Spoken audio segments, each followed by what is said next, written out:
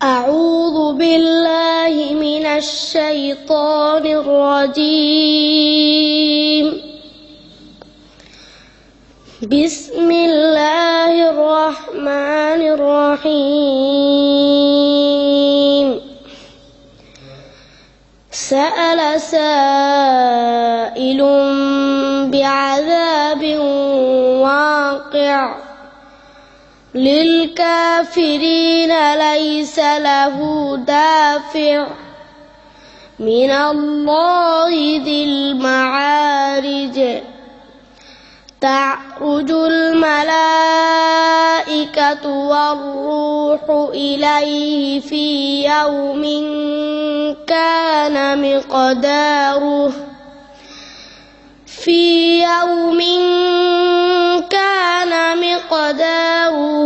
50,000 سنة فاصبر صبرا جميلا.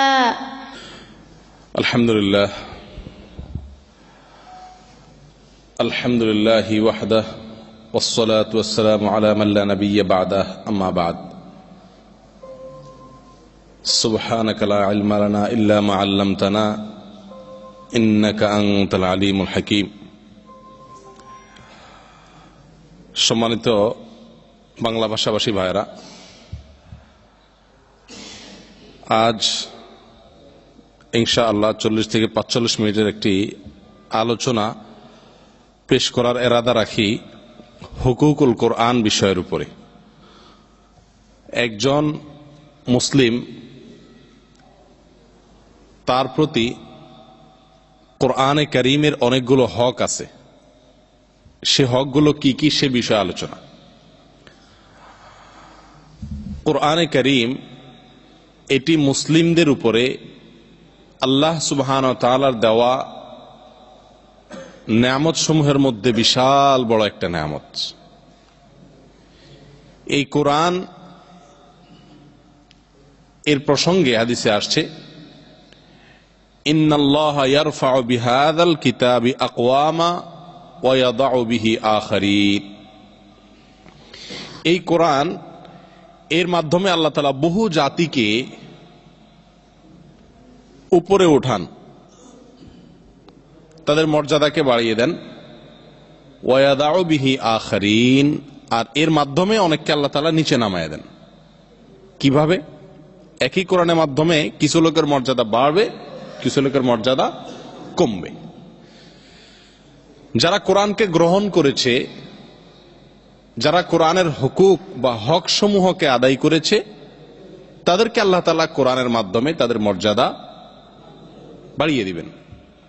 আর যারা কোরআনের হক আদায় করে নাই, এটার হক নষ্ট করছে, এদেরকে আল্লাহ তাআলা এই কোরআন দিয়ে বরং লাঞ্ছিত করবেন। এই কোরআনের কারণেই তারা অধঃপতিত হয়ে যাবে, অর্থাৎ এই কোরআনকে যথাযথভাবে এর হক আদায় না করার কারণে।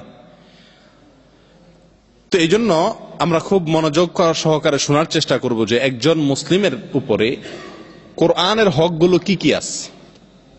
আমরা তো অনেক হক সম্পর্কে হয়তো জানছি, আল্লাহর হক, বান্দার হক, আত্মীয় স্বজনের হক, স্ত্রীর হক, মা বাবার হক, অনেকেরই হক সম্পর্কে মোটামুটি আমাদের জানা আছে না ভাই? কিন্তু আজকে নতুন একটা হক সম্পর্কে আমরা আলোচনা করব, সেটা হলো কি? কোরআনের হক। অর্থাৎ কোরআন আমাদের কাছে, কোরআন কি কি পায় বা কোরআনের কি কি পাওনা আছে আমাদের কাছে। প্রথম আপনাদের দিয়ে শুরু করতে চাই। কোরআনের 1 নম্বর হক, 1 নম্বরের পাওনা আমাদের কাছে কি বলেন তো দেখি?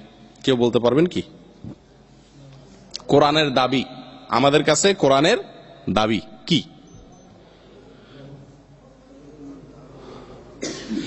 বিষয়টা মনে আপনাদেরকে বুঝাইতে পারি নাই। কোরআনের প্রতি আমাদের করণীয় কি? মাশাআল্লাহ, একটা হক সবাই জানেন, কোরআন সহিশুদ্ধভাবে তেলাওয়াত করা। এটা কোরআনের হক, অর্থাৎ কোরআন সম্পর্কে আমাদের করণীয়, কোরআনের ব্যাপারে আমাদের করণীয় একটা আমরা জানলাম। মেইন যেটা, প্রথম যেটা, সেটা হলো কোরআনের প্রতি ঈমান আনা। কোরআনের প্রতি কি করা? ঈমান আনা এবং কোরআনে যা বলেছেন আল্লাহ তাআলা তার সব কিছুকে সত্যায়ন করা, সব কিছুর ব্যাপারে ইয়াকিন করা, দৃঢ় বিশ্বাস স্থাপন করা, এটা হলো কোরআনের 1 নম্বর হক, বা কোরআনের প্রতি একজন মুসলমানের 1 নম্বরের করণীয়।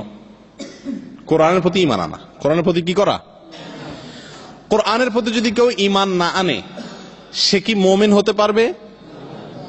দলিল সহকারে বলতে হবে, কে পারবেন?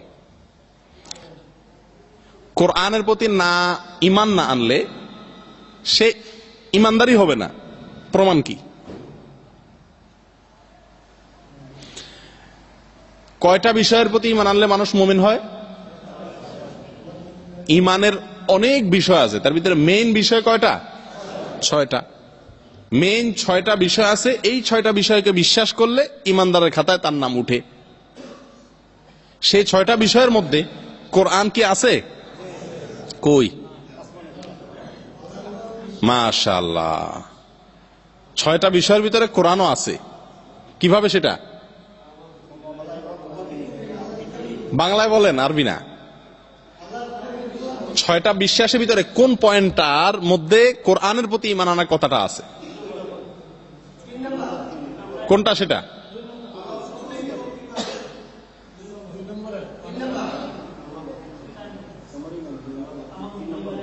নম্বরই তো বলতে পারতেছেন না। আচ্ছা, নম্বর বাদ দেন, বাংলায় বলেন কোন পয়েন্টটা হাদিসে আসছে সেটার অধীনে এটা ঢুকে গেছে? কোন পয়েন্টটা? ঈমানের কোন রোকনটা? আসমানি কিতাব। আসমানি কিতাব সমূহের প্রতি ঈমান আনা, এটা ঈমানের 6 রোকনের 1 রোকন। তো আল্লাহর প্রতি ঈমান আনা, সমস্ত ফেরেশতাগণের প্রতি ঈমান আনা, আর 3 নম্বর হলো কি? সমস্ত কিতাব সমূহ, অর্থাৎ আল্লাহর সমস্ত কিতাব সমূহের প্রতি ঈমান আনা। তো আল্লাহর সব কিতাবের ভিতরে কোরআন ঢুকছে না ঢুকে নাই? তাহলে কোরআনের প্রতি ঈমান আনা 1 নম্বরের কর্তব্য। একজন মুসলমানের 1 নম্বরের কর্তব্য হলো কোরআন বিষয়ে, কোরআন প্রসঙ্গে আমাদের 1 নম্বরের করণীয় বা কর্তব্য হলো কি? কোরআনের প্রতি ঈমান আনা। কোরআনে কারীম এই বিষয়ে আল্লাহ পাক সুবহানাহু ওয়া তাআলা বলেন, ইয়া আইয়ুহান নাসু ক্বাদ জাআকুমুর রাসূলু বিল হাক্কি মির রাব্বিকুম ফাআমিনু খায়রাল লাকুম ওয়া ইন তাকফুরু ফাইন্না লিল্লাহি মা ফিস সামাওয়াতি ওয়াল আরদি ওয়া কানা আল্লাহু আলীমান হাকীমা।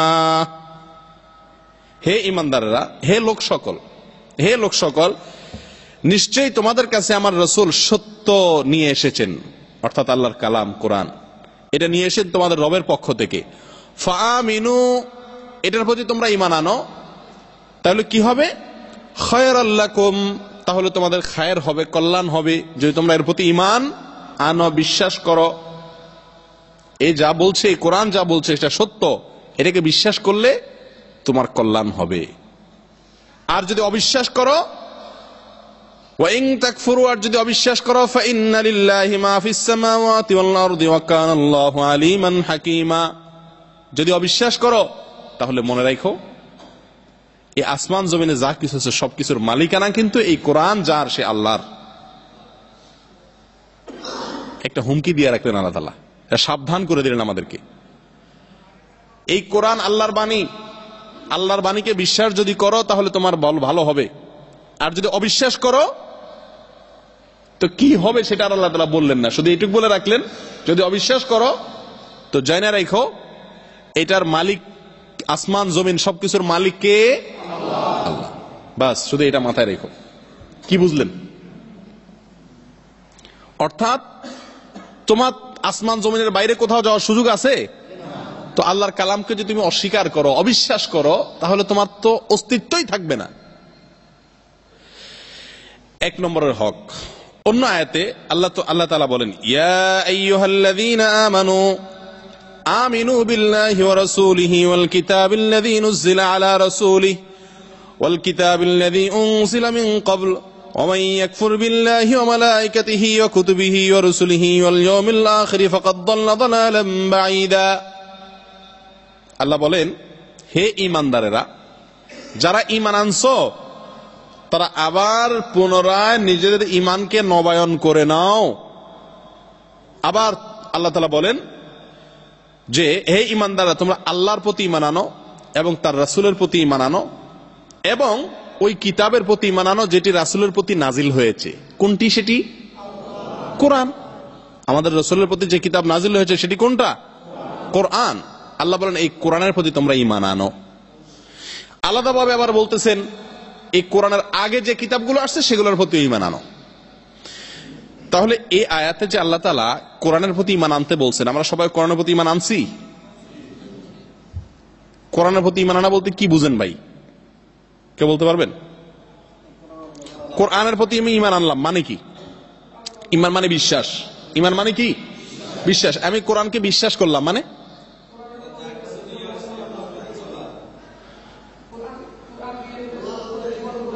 না, এটা তো আর বিশ্বাস হলো না। বিশ্বাস একটা কর্ম, আরেকটা ওটা তো কর্ম, ওটা তো আমল।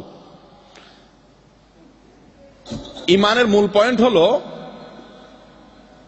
যে আসমানি কিতাবের প্রতি ঈমান আনা। 6টা পয়েন্টের একটা পয়েন্ট, তার ভিতরে কোরআন এটিও আল্লাহর কিতাব। আল্লাহ বলছেন ওয়া আমিনু বিল্লাহি ওয়া রাসূলিহি ওয়াল কিতাবিল্লাযী নুযিলা আলা রাসূলি। তার রাসূলের আল্লাহ রাসূলের প্রতি যে কিতাব নাযিল হয়েছে এটার প্রতি তোমরা ঈমান আনো। এটা কোরআন, এটার উপর আমরা ঈমান আনবো, তাই না? এখন ঈমান তো সবাই আনছেন নাকি? তাহলে ঈমান আনা কি বলতে কি বুঝে সেটাই যদি না বুঝেন তাহলে কি ঈমান আনলেন? আপনি ঈমান আনছেন, ঈমান আনা বলতে কোরআনের প্রতি ঈমান আনা বলতে কি বোঝায়? সহজ প্রশ্ন তো রে ভাই। ঈমান মানে বিশ্বাস করা। আপনি কোরআনের প্রতি ঈমান আনছেন মানে, কোরআনের প্রতি বিশ্বাস করছেন মানে, এটা তো আমল হয়ে গেল। কেউ বলতে পারবেন না। আমরা সবাই কোরআনের প্রতি ঈমান আনছি মানে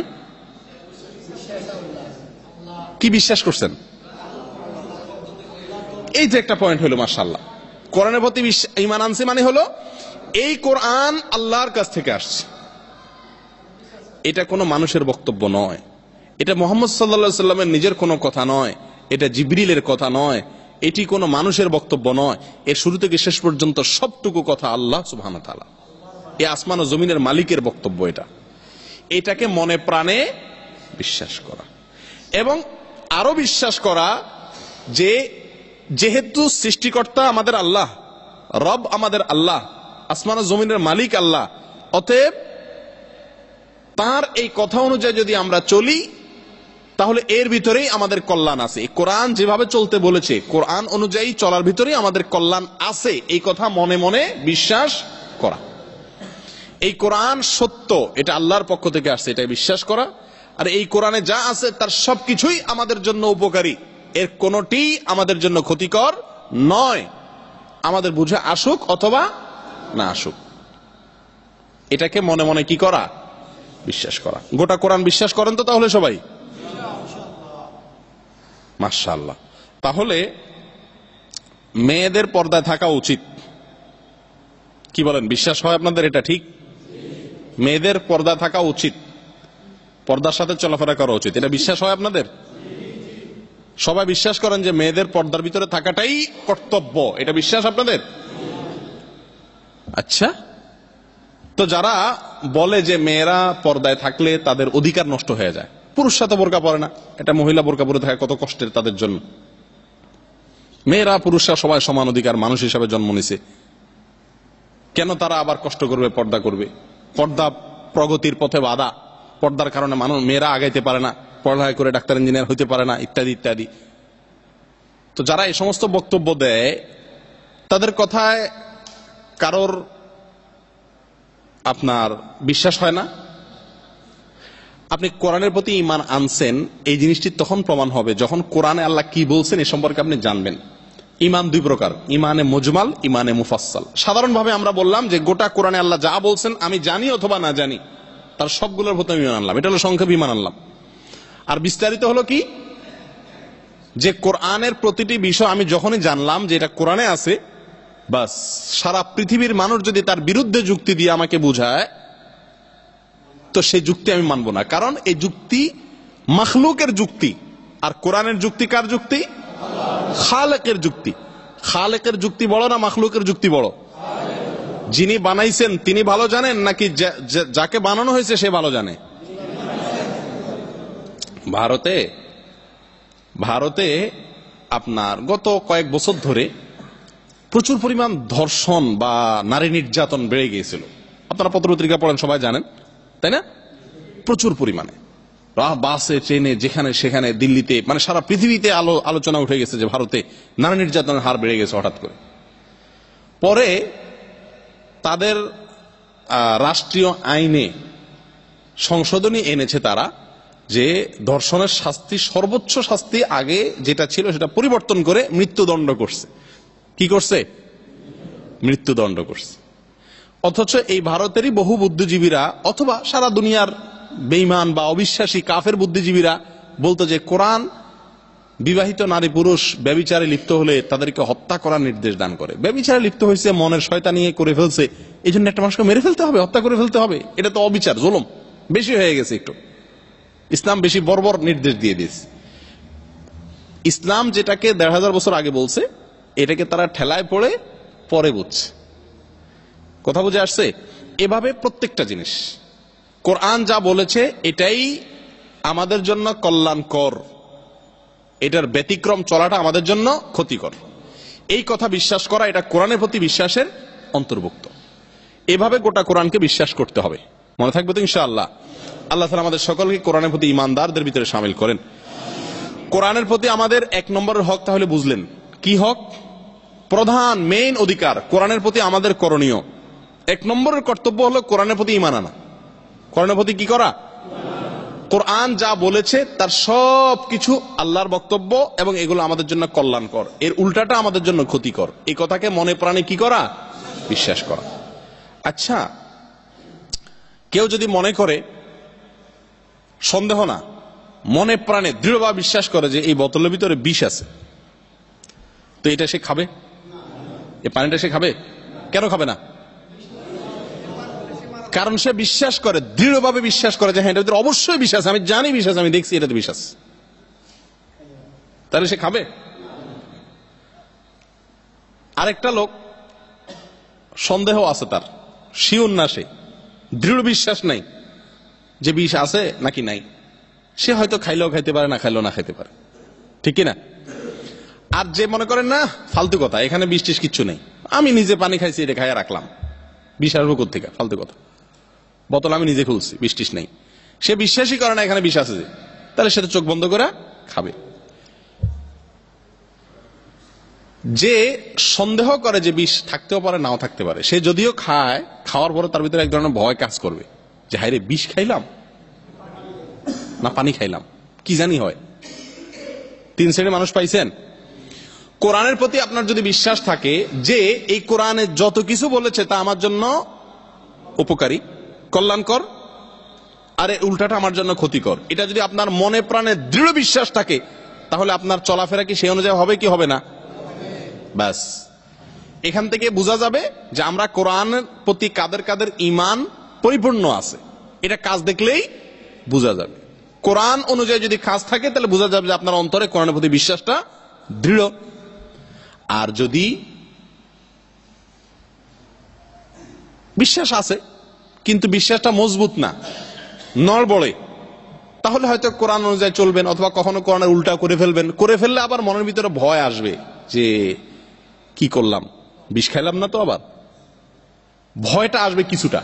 এ লোকটারও অন্তরে বিশ্বাস আছে, কোরআনের প্রতি ঈমান আছে।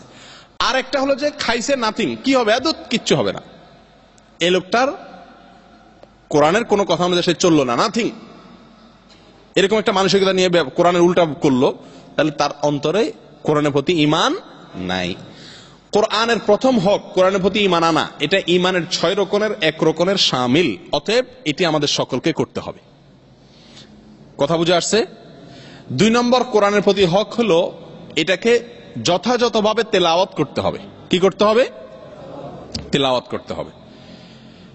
আপনারা এখানে কে কে কোরআন কারীম পড়তে জানেন? একটু হাত তোলেন মেহেরবানি করে। পড়তে জানেন? মাশাআল্লাহ, জাযাকুমুল্লাহ, হাত নামান। তাহলে বেশিরভাগ লোকই দেখা গেছে কোরআন কারীম আপনারা পড়তে জানেন না। দেখেন, এই কোরআন আল্লাহ সুবহানাহু ওয়া তাআলার পক্ষ থেকে পাঠানো আমাদের জন্য একটা মেসেজ, সংবাদ। আল্লাহর পক্ষ থেকে আমাদের কাছে এই কিতাবটা আসছে। এই কিতাবটা কেন আসছে? আমাদেরকে হেদায়েতের জন্য, আমাদেরকে পথ দেখানোর জন্য না। কোরআন যদি বুক সেলফে পড়ে থাকে বা মসজিদে পড়ে থাকে, আমি যদি এটা পড়তেই না পারি, তাহলে এটা আমাকে পথ দেখাবে কিভাবে? আমি যখন একটা মোবাইল সেট কিনি, তো ওই মোবাইল সেট এর সাথে একটা গাইড বুক দিয়ে দেয়, দেখি দেয় না প্যাকেটের ভিতরে, যেটা কিভাবে ব্যবহার করতে হবে, কিভাবে ইউজ করতে হবে, কোন জায়গায় চার্জার ঢুকাইতে হবে, কোন জায়গায় কোন পিন ঢুকাইতে হবে, কোথায় কি আছে, কয় ঘন্টা চার্জ দিতে হবে, সব লেখা থাকে, ঠিক না ভাই? ঠিক। তো আমাদের জীবনকে চালানোর জন্য আল্লাহ তাআলা কোরআনে কারীমকে আমাদের লাইফের গাইড বুক দিছে। এটা হলো একজন মুসলমানের গাইড বুক। যদি কেউ মোবাইল সম্পর্কে আগে থেকে জানে, তাহলে তো তার ওই গাইড বুকের দরকার নাই, সে জানে।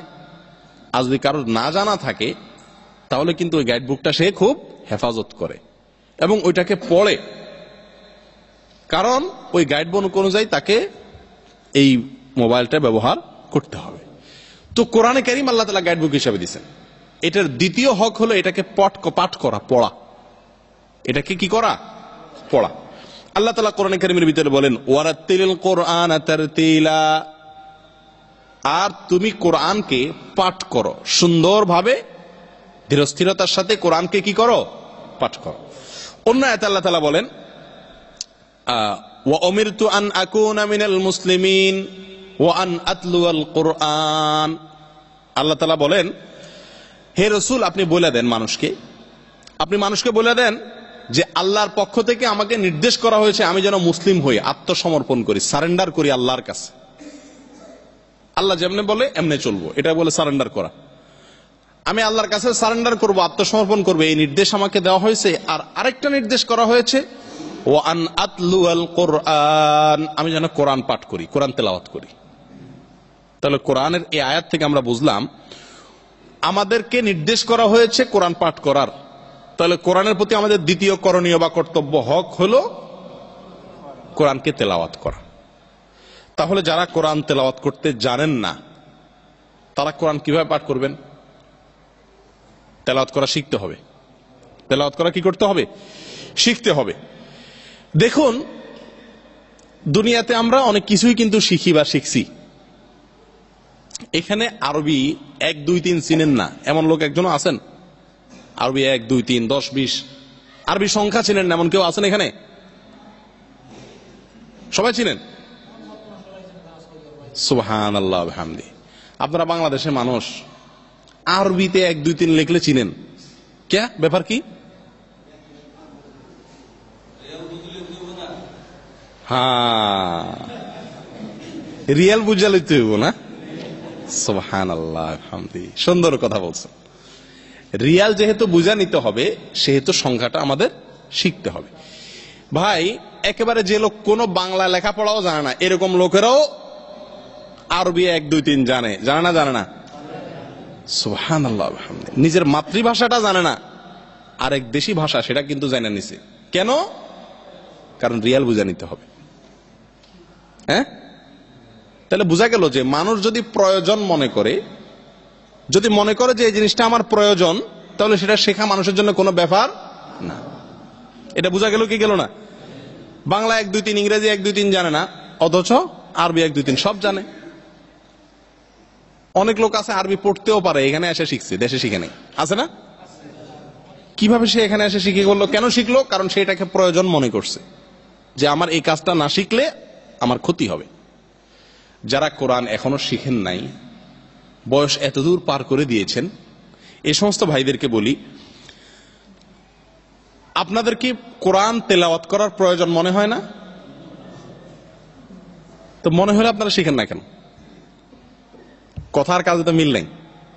প্রয়োজন যদি মনে করেন, তাহলে তো শিখার কথা।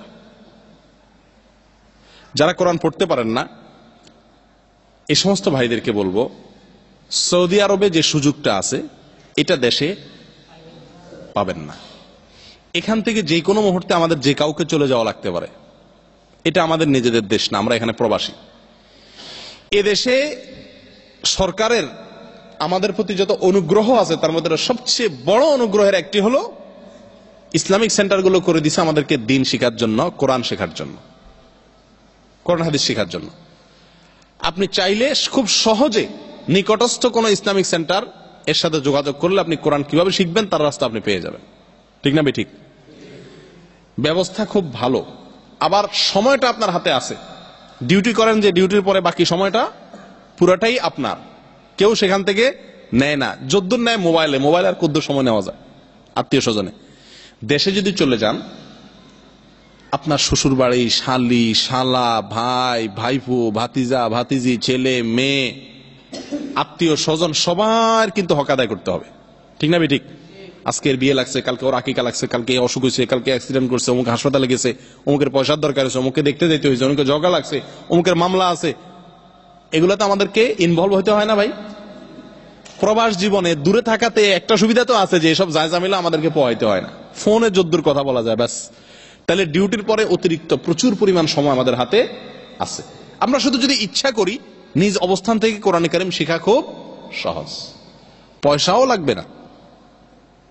আর দেশে যদি আপনি কোরআন কারীম শিখতে চান, বিনা পয়সা আপনাকে শিখানোর লোক কয়টা পাবেন? কিভাবে শিখাবে? তাদের তো ব্যবস্থা নাই।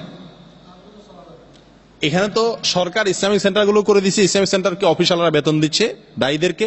তারা আমরা আপনাদেরকে এই যে আলোচনা করতেছি, শেখ মাহবুব আলোচনা করতেছেন, আপনারা চান্দা টান্দা দিচ্ছেন প্রোগ্রাম করার জন্য? দেশে এরকম একটা মাহফিল করতে পয়সা খরচ হবে কি হবে না? সবাই মিলে চান্দা দেওয়া লাগবে কি লাগবে না? আর এখানে কিভাবে খরচ বরচ এরেজ হচ্ছে আপনারা টেরও পাচ্ছেন না, সব ব্যবস্থা হয়ে যাচ্ছে না। নেয়ামত পাওয়ার পরে যারা নেয়ামতের কদর করে না, এদের কাছ থেকে আল্লাহ নেয়ামতকে ছিনিয়ে নেন। সৌদি আরবের লাইফ আস্তে আস্তে কঠিন হয়ে যাচ্ছে, কারণ আমরা যারা এখানে আসি এই দেশের নেয়ামতের কদর আমরা করি নাই। যারা কোরআন পড়তে পারেন না, তারা কোরআন পড়ার জন্য সময় বের করেন, এটাকে প্রয়োজন হিসাবে নিজের প্রয়োজনীয় কাজের তালিকাভুক্ত করেন এবং শুরু করে দেন আল্লাহর নামে।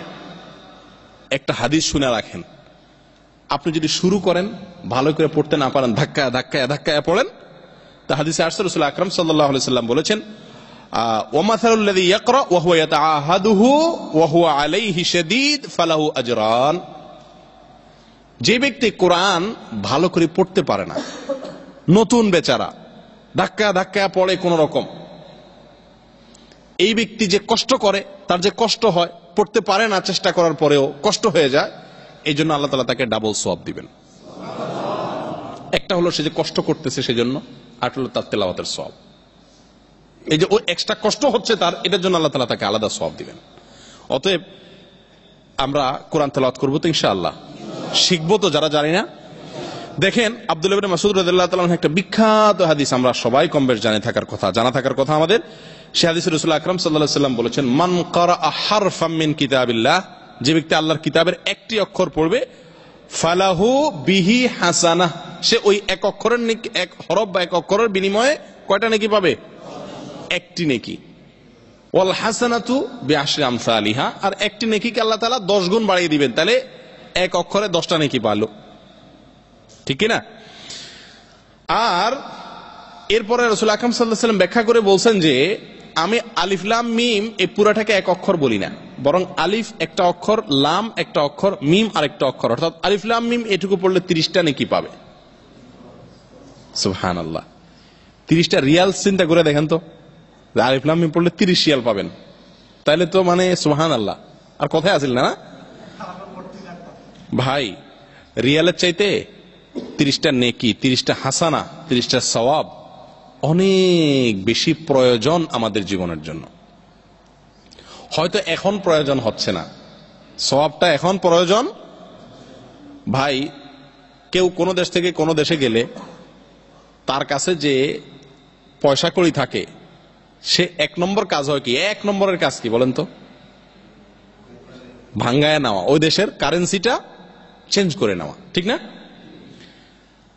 আপনি যখন দুনিয়া থেকে আখিরাতে চলে যাবেন, পৃথিবীর ডলার, ইউরো, পাউন্ড, পিসো, পয়সা, টাকা, রিয়াল এর কোনো কিছু আখিরাতের জগতে চলবে না, সেগুলো অচল, সেগুলো গ্রহণ করা হবে না।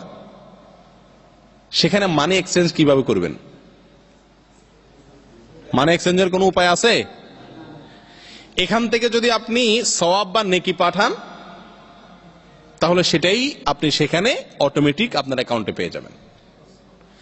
সেখানে প্রয়োজনটা কতটুকু? অনেকে মনে করে সুবহানাল্লাহ আলিফ লাম মিমে 30 নেকি, তাহলে এক কোরআনে কারিমে একবার খতম দিলে কত হাজার হাজার লক্ষ লক্ষ অক্ষর। তাহলে আমার নেকি তো এভাবে ক্যালকুলেশন করলে টাকার চাইতে রিয়ালের চাইতে নেকি তো আমার পাহাড় হয়ে গেছে। এরকম আমরা অনেকে মনে করি না ভাই?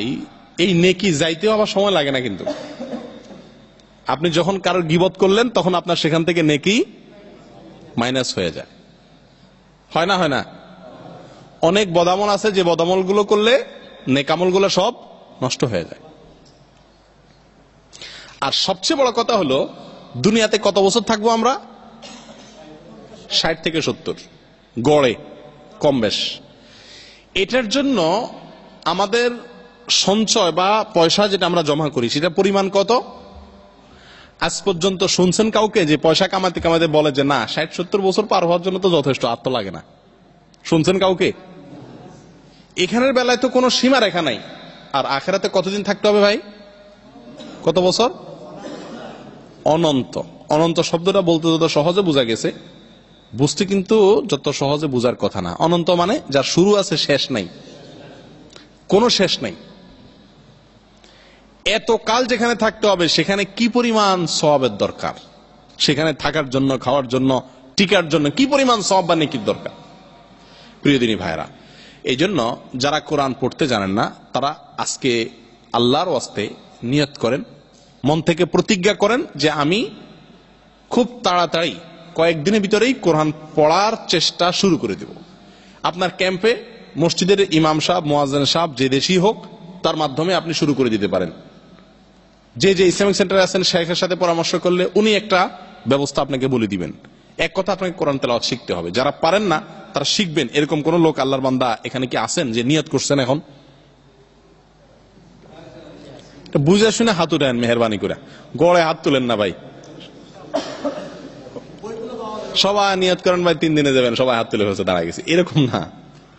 মেহরবানি করে বুঝে শুনে বলেন যে আজকে থেকে তেলাওয়াত করবেন, নিয়ত করছেন এবং চেষ্টা করবেন। বাস্তবে সময় লাগবে, কষ্ট হবে, সব প্রয়োজনে পয়সা লাগলে পয়সা খরচ করবেন। সব কোথাও যদি ব্যালান্স না পান, কোন হুজুর যদি অপশন না পান, তো পয়সা দিয়ে হলে পয়সা করবেন 10-5 জন মিলে, তারপরও করবেন।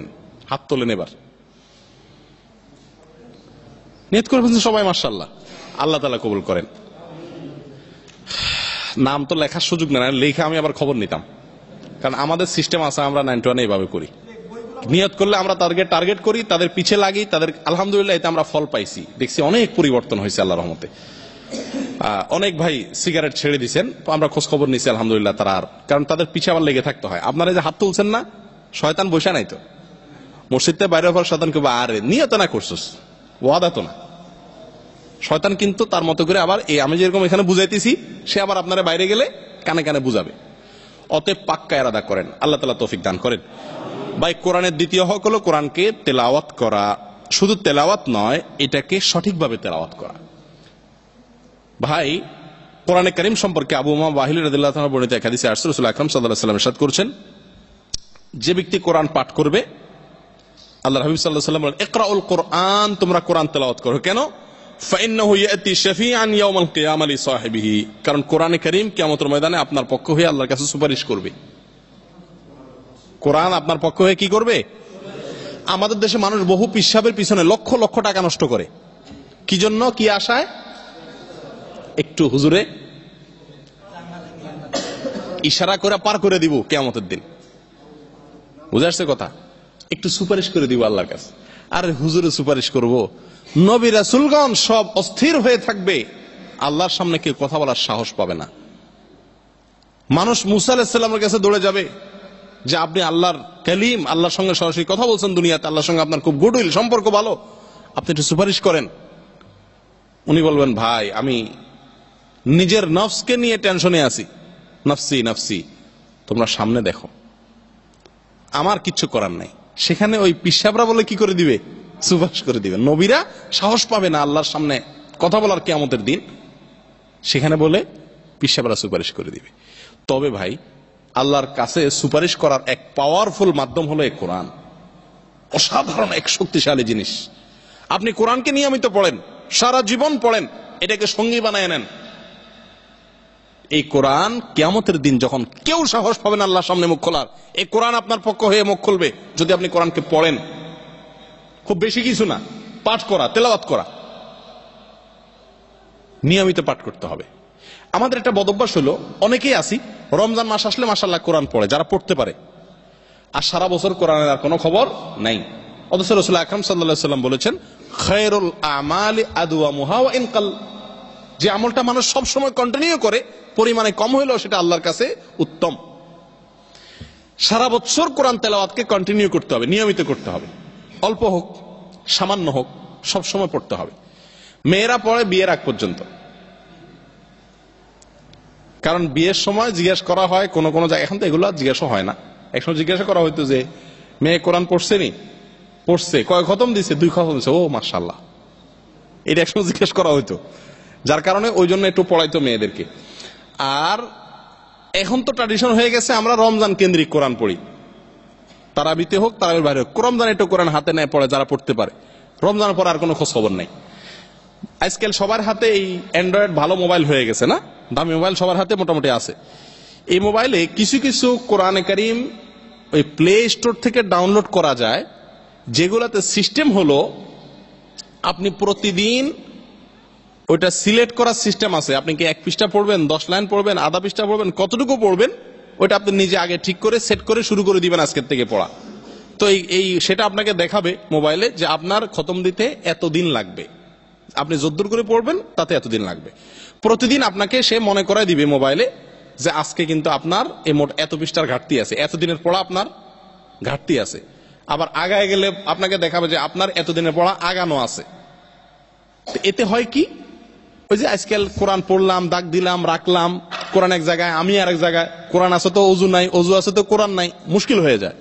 আর মোবাইলে এরকম সুবিধা হলে এটাকে খুলে যে কোনো জায়গাতে পড়া শুরু করা যায়। এই অ্যাপসটা আমরা প্লে স্টোর থেকে ডাউনলোড করে নিতে পারি, নিলে তাহলে সারা বছর অল্প অল্প অল্প অল্প করেও পড়লেন আর আগাইলেন, পড়লেন, যে পৃষ্ঠা পড়া হয়ে গেছে ওই পৃষ্ঠা কালার ওই লাল টাইপের কালার হয়ে যায়, আর যেগুলো পড়া হয় না ওগুলো সবুজ কালার থাকে, আপনি বুঝতে পারেন যে আপনি কদ্দুর পড়ছেন কদ্দুর পড়েন নাই, সুবিধা আছে। তাহলে যারা তেলাওয়াত করতে পারেন তারা নিয়মিত পড়বেন, আর যারা পড়তে পারেন না তারা তেলাওয়াত করা শিখবেন ইনশাআল্লাহ। ঠিক আছে ভাই, এটা কোরআনের হক, এটা কোরআনের কি হক, সবাই করবেন তো ইনশাআল্লাহ চেষ্টা। আল্লাহ তাআলা আমাদের সকলকে তৌফিক দান করেন। তবে এখানে আরেকটা কথা বলতে হবে, সেটা হলো যে কোরআন যারা পড়তে পারেন তাদের বেশিরভাগ লোক শুদ্ধ করে পড়তে পারেন না। আমাদের দেশে যেসব ভাইয়েরা ছোটবেলা মক্তবে বা যে কোনো ভাবে কোরআন শিখছেন, তাদের ম্যাক্সিমাম মানুষের কোরআনটা শুদ্ধ হয় না, কোরআন পড়াটা কি হয় না, শুদ্ধ হয় না। আর অশুদ্ধ তেলাওয়াত করা, এর মাধ্যমে তেলাওয়াতের যে সওয়াব সেটা আমি পাবো না, বরং কোন কোন ক্ষেত্রে এই কোরআনের অর্থ পরিবর্তন হয়ে যায়, এরকম বড় বড় ভুল হয়। যেমন আমরা বাংলায় বলি বয়াকার বা, বয়াকার বা মানে কি, বয়াকার বা, বয়াকার বা মানে বাবা, বাবা মানে কি পিতা, আর ভয়াকার ভা, বয়াকার বা মানে কি ভাবা, মানে কি চিন্তা করা। কোথায় বাবা আর কোথায় চিন্তা করা, একটু বটারে ভ করে দিলেন, ব আর ভ কাছাকাছি না, বটাকে একটু ভ করে দিলেন, তাহলে অর্থ হবে চিন্তা করা। আবার ভটাকে ব করে দিলেন, তাহলে অর্থ হবে বাবা, পিতা। কোথায় পিতা আর কোথায় চিন্তা করা, কোন মিল আছে একটার সাথে আরেকটা?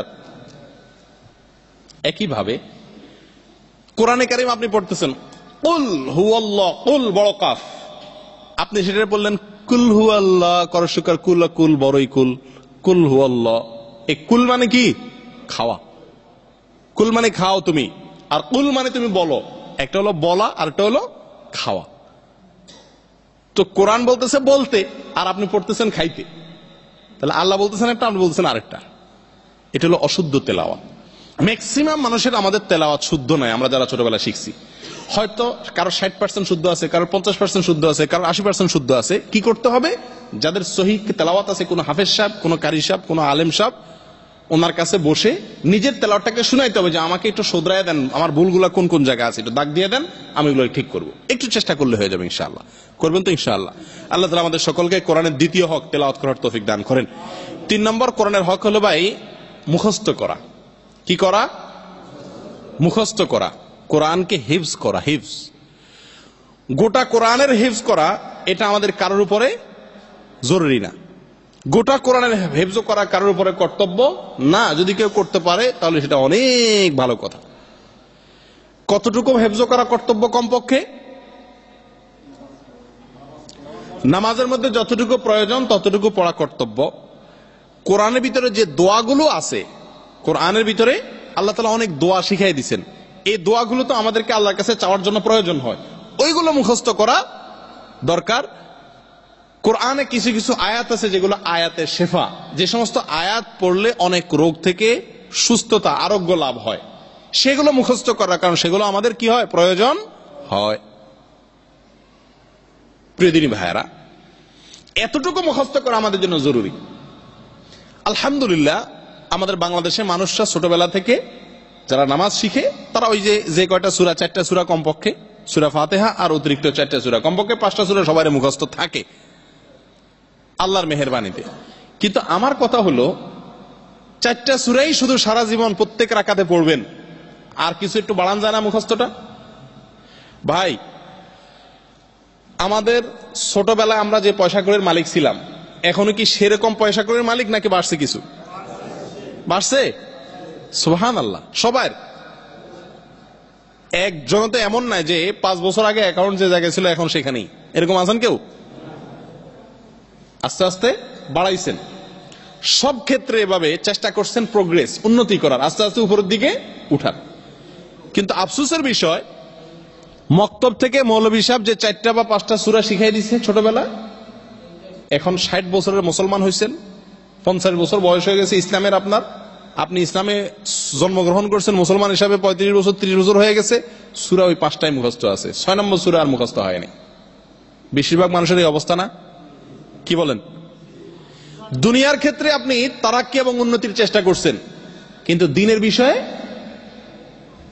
যদ্দূর ছিল ছোটবেলাতে অদ্দূরের মধ্যেই আছেন, আর নতুন করে কোনো কিছু যোগ করেননি।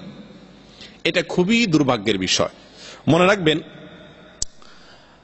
রাসূল করিম সাল্লাল্লাহু আলাইহি ওয়াসাল্লাম ইরশাদ করেছেন, যারা কোরআনে কারীম দুনিয়াতে তেলাওয়াত করবে, কোরআন তাদের জীবন সঙ্গী হিসাবে থাকবে, সবসময় সাথে থাকবে, এরে বলা হয় সাহিবে কোরআন, কোরআনওয়ালা। ইউকালু লিসাহিবিল কোরআন ইকরা ওয়ারতাকি ওয়ারাত্তিল কামা কুনতা তুরাত্তিলু ফিদ দুনিয়া। তুমি এই কোরআন তেলাওয়াত করো এবং প্রতিটা আয়াত যখন তেলাওয়াত করবে তোমার মর্যাদা আল্লাহর কাছে বাড়বে। দুনিয়াতে যত আয়াত তুমি তেলাওয়াত করতে, মুখস্থ করতে, তত মর্যাদা তোমার আস্তে আস্তে বাড়তে থাকবে। অতএব কোরআন তেলাওয়াত করার চেষ্টা করা দরকার। করবেন তো ইনশাআল্লাহ বিইذنিল্লাহ? অনেকে আছেন মুখস্থ করছেন, ভুলে গেছেন। এই রোগের বহু রোগী আছে। 10টা সূরা মুখস্থ ছিল, এখন 4টা আছে, 6টা আছে, আর 4টা ভুলে গেছেন। আছেন এরকম? রাসূল আকরাম সাল্লাল্লাহু আলাইহি ওয়াসাল্লাম বলেন, আমার কাছে বনি আদমের যত অন্যায় আছে এই সবগুলো আমার সামনে পেশ করা হয়েছে, এই অন্যায়। তো আকারে সবচেয়ে বড় অন্যায় যেটা আমার সামনে পেশ করা হয়েছে, সেটা হচ্ছে কোরআন মুখস্থ করার পরে ভুলে যাওয়া।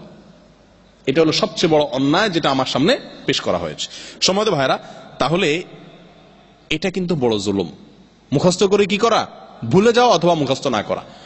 আমি এখন আপনাদের কাছ থেকে একটু হাত আশা করব, না বুঝে কেউ হাত তুলবেন না, আর মিথ্যা আশ্বাস কেউ দিবেন না, মন থেকে পাক্কা এরাদা করে তারপরে হাত তুলবেন। যে কয়টা সূরা মুখস্থ আছে নামাজের মধ্যে পড়েন, এগুলাকে আস্তে আস্তে বাড়াবেন, অথবা দোয়ার যে আয়াতগুলো আছে সেগুলো আস্তে আস্তে একটা একটা করে অন্তত মুখস্থ করার। মাসে একটা করেন না, একটা আয়াত মাসে করেন না, তাহলে বছরে 12টা আয়াত হয়ে যাবে দোয়ার। এরকম চেষ্টা করবেন। এরকম কেউ আছেন? মাশাআল্লাহ, সব গণহারে হাত উঠে যায়। মাশাআল্লাহ, যাক, আল্লাহ সবারে কবুল করুক। ভাই, কোরআনে বহু দোয়া আল্লাহ তাআলা শিখাইছেন। আমরা কয়টা জানি? রব্বানা আতিনা ফিদ দুনিয়া হাসানা ওয়া ফিল আখিরাতি হাসানা ওয়া কিনা আযাবান্নার। এটা মোটামুটি প্রায় সবাই জানে। কোরআনে সন্তান চাওয়ার জন্য আল্লাহ তাআলা একটা দোয়া শিখাইছেন। কে বলতে পারবেন? জি, মাশাআল্লাহ, বলতে পারছেন একজন দুইজনে। রব্বি হাবলি মিনাস সালিহিন, আল্লাহ আমাকে নেক সন্তান দেন, আল্লাহ শিখাইছেন। কোরআনে আল্লাহ শিখাইছেন যে আমার কাছে সন্তান চাওয়ার সিস্টেম এটা। অনেকেই সন্তান চায়, ছেলে চায়, মেয়ে চায়, কই এই দোয়া তো মুখস্থ নাই আপনার। যারা বিয়ে করেন না নেক বিবি, অথবা বিয়ে করছেন সন্তান হোক, ভালো সন্তান হোক আপনার ঘরে, এটা আপনারা সবাই চান না? এর জন্য আল্লাহ দোয়া শিখাইছেন। কেউ বলতে পারবেন? জানেন না? 40 বছরের মুসলমান কিন্তু জানেন না? না, এটাও কিছুটা চলে, প্রশ্নটা হলো আল্লাহর কাছে নেক সন্তান নেক বিবি চাইয়া আল্লাহর কাছে দোয়া করবেন, বলেন।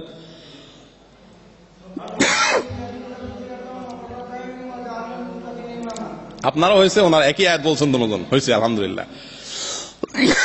রব্বানা হাব লানা মিন আজওয়াজিনা ওয়া যুররিয়াতিনা কুররাতা আয়ুন, আল্লাহ আমাদের সন্তান আমাদের স্ত্রীকে আমাদের চক্ষু শীতলকারী বানায় দিয়েন, যাদেরকে দেখলে চোখ শীতল হয়ে যাবে। ছেলেটা আমার, পোলাটা মেয়েটা এরকম হবে যে সারা জীবন ওর দেখলে আমার চোখ ঠান্ডা হয়ে যাবে, অন্তর ভরে যাবে খুশিতে, গর্বে। এত সুন্দর ছেলে, এত সুন্দর মেয়ে, এত সুন্দর স্ত্রী, এরকম স্ত্রী, এরকম সন্তান আমার দিয়েন আল্লাহ। ওয়াজআলনা লিল মুত্তাকিনা ইমামা, আর আমাদের গোটা পরিবারকে মুত্তাকিদের নেতা বানায় দিয়েন। সুবহানাল্লাহ। আমরা কয়জনে জানি? এভাবে যদি আমি বলি, একটি একটি করে পয়েন্ট করে যদি জীবনের প্রত্যেকটা বিষয়ের চাওয়ার দোয়া আল্লাহ তাআলা কোরআন শিখেছেন, কয়টা আপনি মুখস্থ করছেন? নিয়ত করবেন ইনশাআল্লাহ, পাক্কা নিয়ত, আল্লাহ তাআলা কবুল করেন। 3টা হক গেছে কোরআনের, না? কি কি গেছে? 1 নম্বর ঈমান আনা, 2 নম্বর হলো সঠিকভাবে শুদ্ধভাবে তেলাওয়াত করা, 3 নম্বর হলো কি? কোরআনকে মুখস্থ করা। নামাজের যে সূরাগুলো আছে সেগুলোকে শুদ্ধ করে পরিমাণ বাড়ানো, 4টা জানলে 6টা, 6টা জানলে 8টা, আস্তে আস্তে বাড়ানো। দোয়া যেগুলো আছে সেই দোয়াগুলোকে মুখস্থ করা এবং এই দোয়াগুলো ব্যবহার করা। 4 নম্বর কোরআনের হক আমাদের কাছে হলো চিন্তা ভাবনা করা। কি করা? চিন্তা ভাবনা করা। কি সম্পর্কে চিন্তা ভাবনা করা? কোরআন সম্পর্কে চিন্তা ভাবনা করা। আল্লাহ কি বলছেন এটার ভিতরে একটা চিন্তা। এটা নম্বরে 4 যদিও বলছি, এটা মূলত আসলে 2 নম্বরে। ঈমান আনার পরেই 2 নম্বর হলো কোরআন সম্পর্কে কি করতে হবে? চিন্তা ভাবনা করতে হবে। আল্লাহ কি বলছেন এটা নিয়ে কল্পনা করতে হবে, জানতে হবে। আমাদের বেশিরভাগ মানুষের অভ্যাস হলো আল্লাহ কি বলছেন এই সম্পর্কে চিন্তা ভাবনা করা, গবেষণা করা, আল্লাহর কথা নিয়ে চিন্তা ভাবনা করার আমলটা আমরা করি না। আপনারা কয়জনে করেন দেখি? একজনেও করছেন? কোরআন নিয়ে চিন্তা ভাবনা করা, অর্থাৎ আল্লাহর একটা আয়াত পড়লেন, কি বলছেন আল্লাহ তাআলা, এবার বন্ধ করে নিজে একা একা ভাবলেন যে আল্লাহ কি বলছেন, এই জিনিসটা করতে বলছেন আল্লাহ তাআলা, তাহলে আমি কতটুকু করতেছি এই কাজটা, কতটুকু করতেছি না, যোগ বিয়োগ করা, চিন্তা ভাবনা করা। এভাবে আপনারা কোরআন কেউ পড়ছেন? কেউ পড়েন নাই। শুনে রাখেন, আল্লাহ তাআলা বলেন ওয়ালাকাদ ইয়াসসারনাল কুরআনা লিযিকরি ফাহাল মিন মুদ্দাকির, আমি কোরআনকে সহজ করে দিয়েছি। সহজ করে দিয়েছি কিসের জন্য? লিযিকরি, উপদেশ গ্রহণ করার জন্য। আই লিত্তাযাক্কুরি, এই কোরআন থেকে যাতে উপদেশ গ্রহণ করতে পারে সেজন্য কোরআনকে আমি সহজ করে দিয়েছি। কেউ চাইলেই খুব সহজে উপদেশ গ্রহণ করতে পারবে। ফাহাল মিন মুদ্দাকির, তোমাদের মধ্যে কেউ কি আছে উপদেশ গ্রহণ করবে?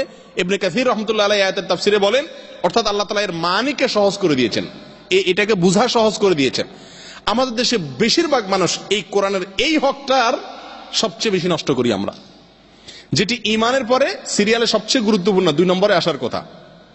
আমরা 4 নম্বরে বললে এটা 2 নম্বরে, মূলত ঈমানের পরেই হলো কোরআন নিয়ে চিন্তা ভাবনা করা। আল্লাহ কি বলছেন সেটা আমার ভিতরে কতটুকু আছে, কতটুকু নাই। আমাদের দেশে মানুষ মনে করে কোরআন বুঝে বুঝে পড়বে, আল্লাহ কি বলছেন আল্লাহর কথাগুলো বুঝে বুঝে পড়বে আলেমরা, আমরা শুধু তেলাওয়াত করব।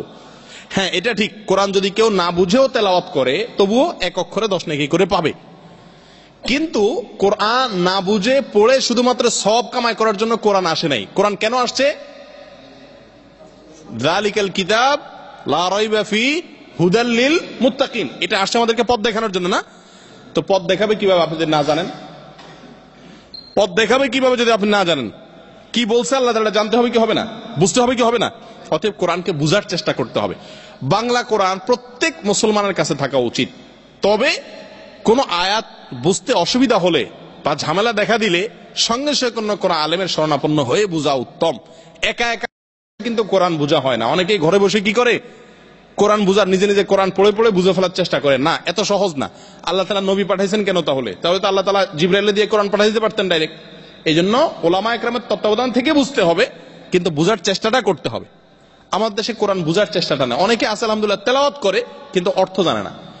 আমি যদি জিজ্ঞাসা করি এখানে যে সালাত সম্পর্কে আল্লাহ তাআলা কোরআনে অনেক কথা বলছেন, 2টা বা 3টা কথা কে বলতে পারবেন? কয়টা আয়াত আছে নামাজ সম্পর্কে কোরআনে? 82-83, 3টা আয়াত বলেন বাংলায় নিজের ভাষা, যে আল্লাহ এই কথাটা বলছেন, এই কথাটা বলছেন, এই কথাটা বলছেন। এটা আল্লাহ বলেন না, এটা হাদিস, হাদিসের কথা, রাসূল বলছেন। হ্যাঁ, মাশাআল্লাহ। ওয়াস্তাইনু বিস-সাবর, বাংলা বলেন, আমরা আরবি তো সবাই জানি।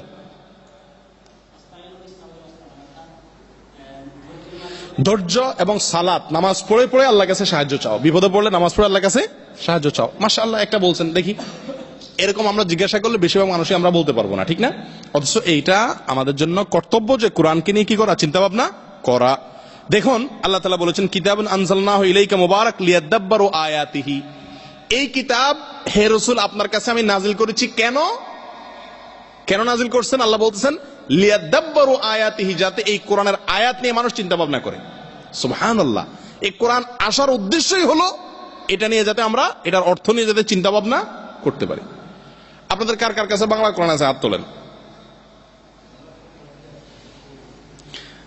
অল্প কয়েকটা হাত উঠছে কিন্তু, 1 2 3 4 5 6 7 8 9 10 11 12 13 14টা হাত উঠছে, হাত নামান। আর বাকি আপনাদের কারোর কাছে বাংলা কোরআন নাই।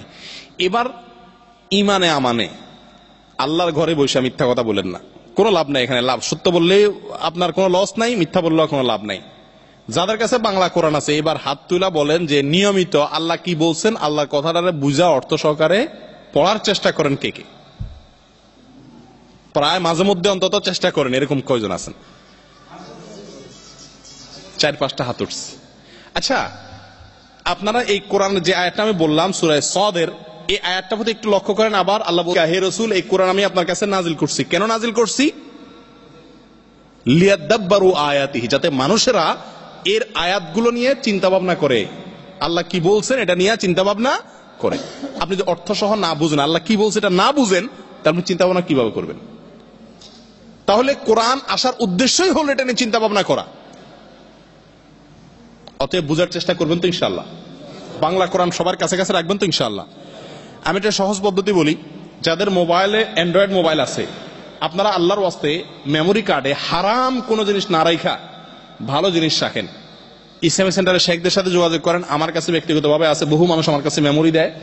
গোটা 30 পারা বাংলা তেলাওয়াত, আরবি তেলাওয়াত, মক্কার সুদাইস এবং সুরাইম হাফিজাহুমাল্লাহ ওনাদের তেলাওয়াত এবং বাংলা অর্থ সহকারে সুন্দর কণ্ঠে অর্থ দুটোটা সহকারে 2 গিগার এক মেমোরি কার্ডে চলে আসে।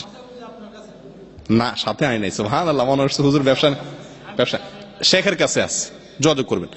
এটা মোবাইলে যদি রাখেন আর নিয়মিত আপনি একটু একটু করে শুনেন।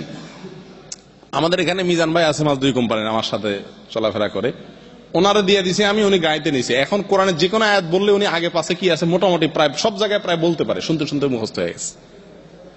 এটাই একজন মুসলমানের জন্য কর্তব্য।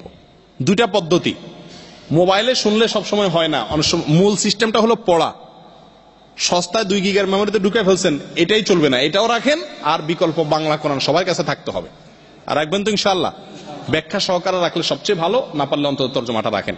আল্লাহ তাআলা তৌফিক দান করুক। ভাই, জিন্দেগি আস্তে আস্তে শেষ হয়ে যাচ্ছে। 40 বছর 30 বছরের মুসলমান হয়ে গেছেন, কোরআনের হক আদায় করা হয় নাই। কত বড় জুলুম হয়ে গেছে না? চেষ্টা করবেন তো ইনশাআল্লাহ ফিরে আসার জন্য। একটা মজার কথা আপনাদেরকে বলি। একজন বিজ্ঞানী মানুষ, একজন বুদ্ধিজীবী বলছিলেন, সারা পৃথিবীতে যেই কিতাবটা সবচেয়ে বেশি পাঠ করা হয় সেটার নাম কি? কোরআনের চাইতে বেশি পড়া হয় এমন কোন বই পৃথিবীতে আজ পর্যন্ত জন্ম নেই।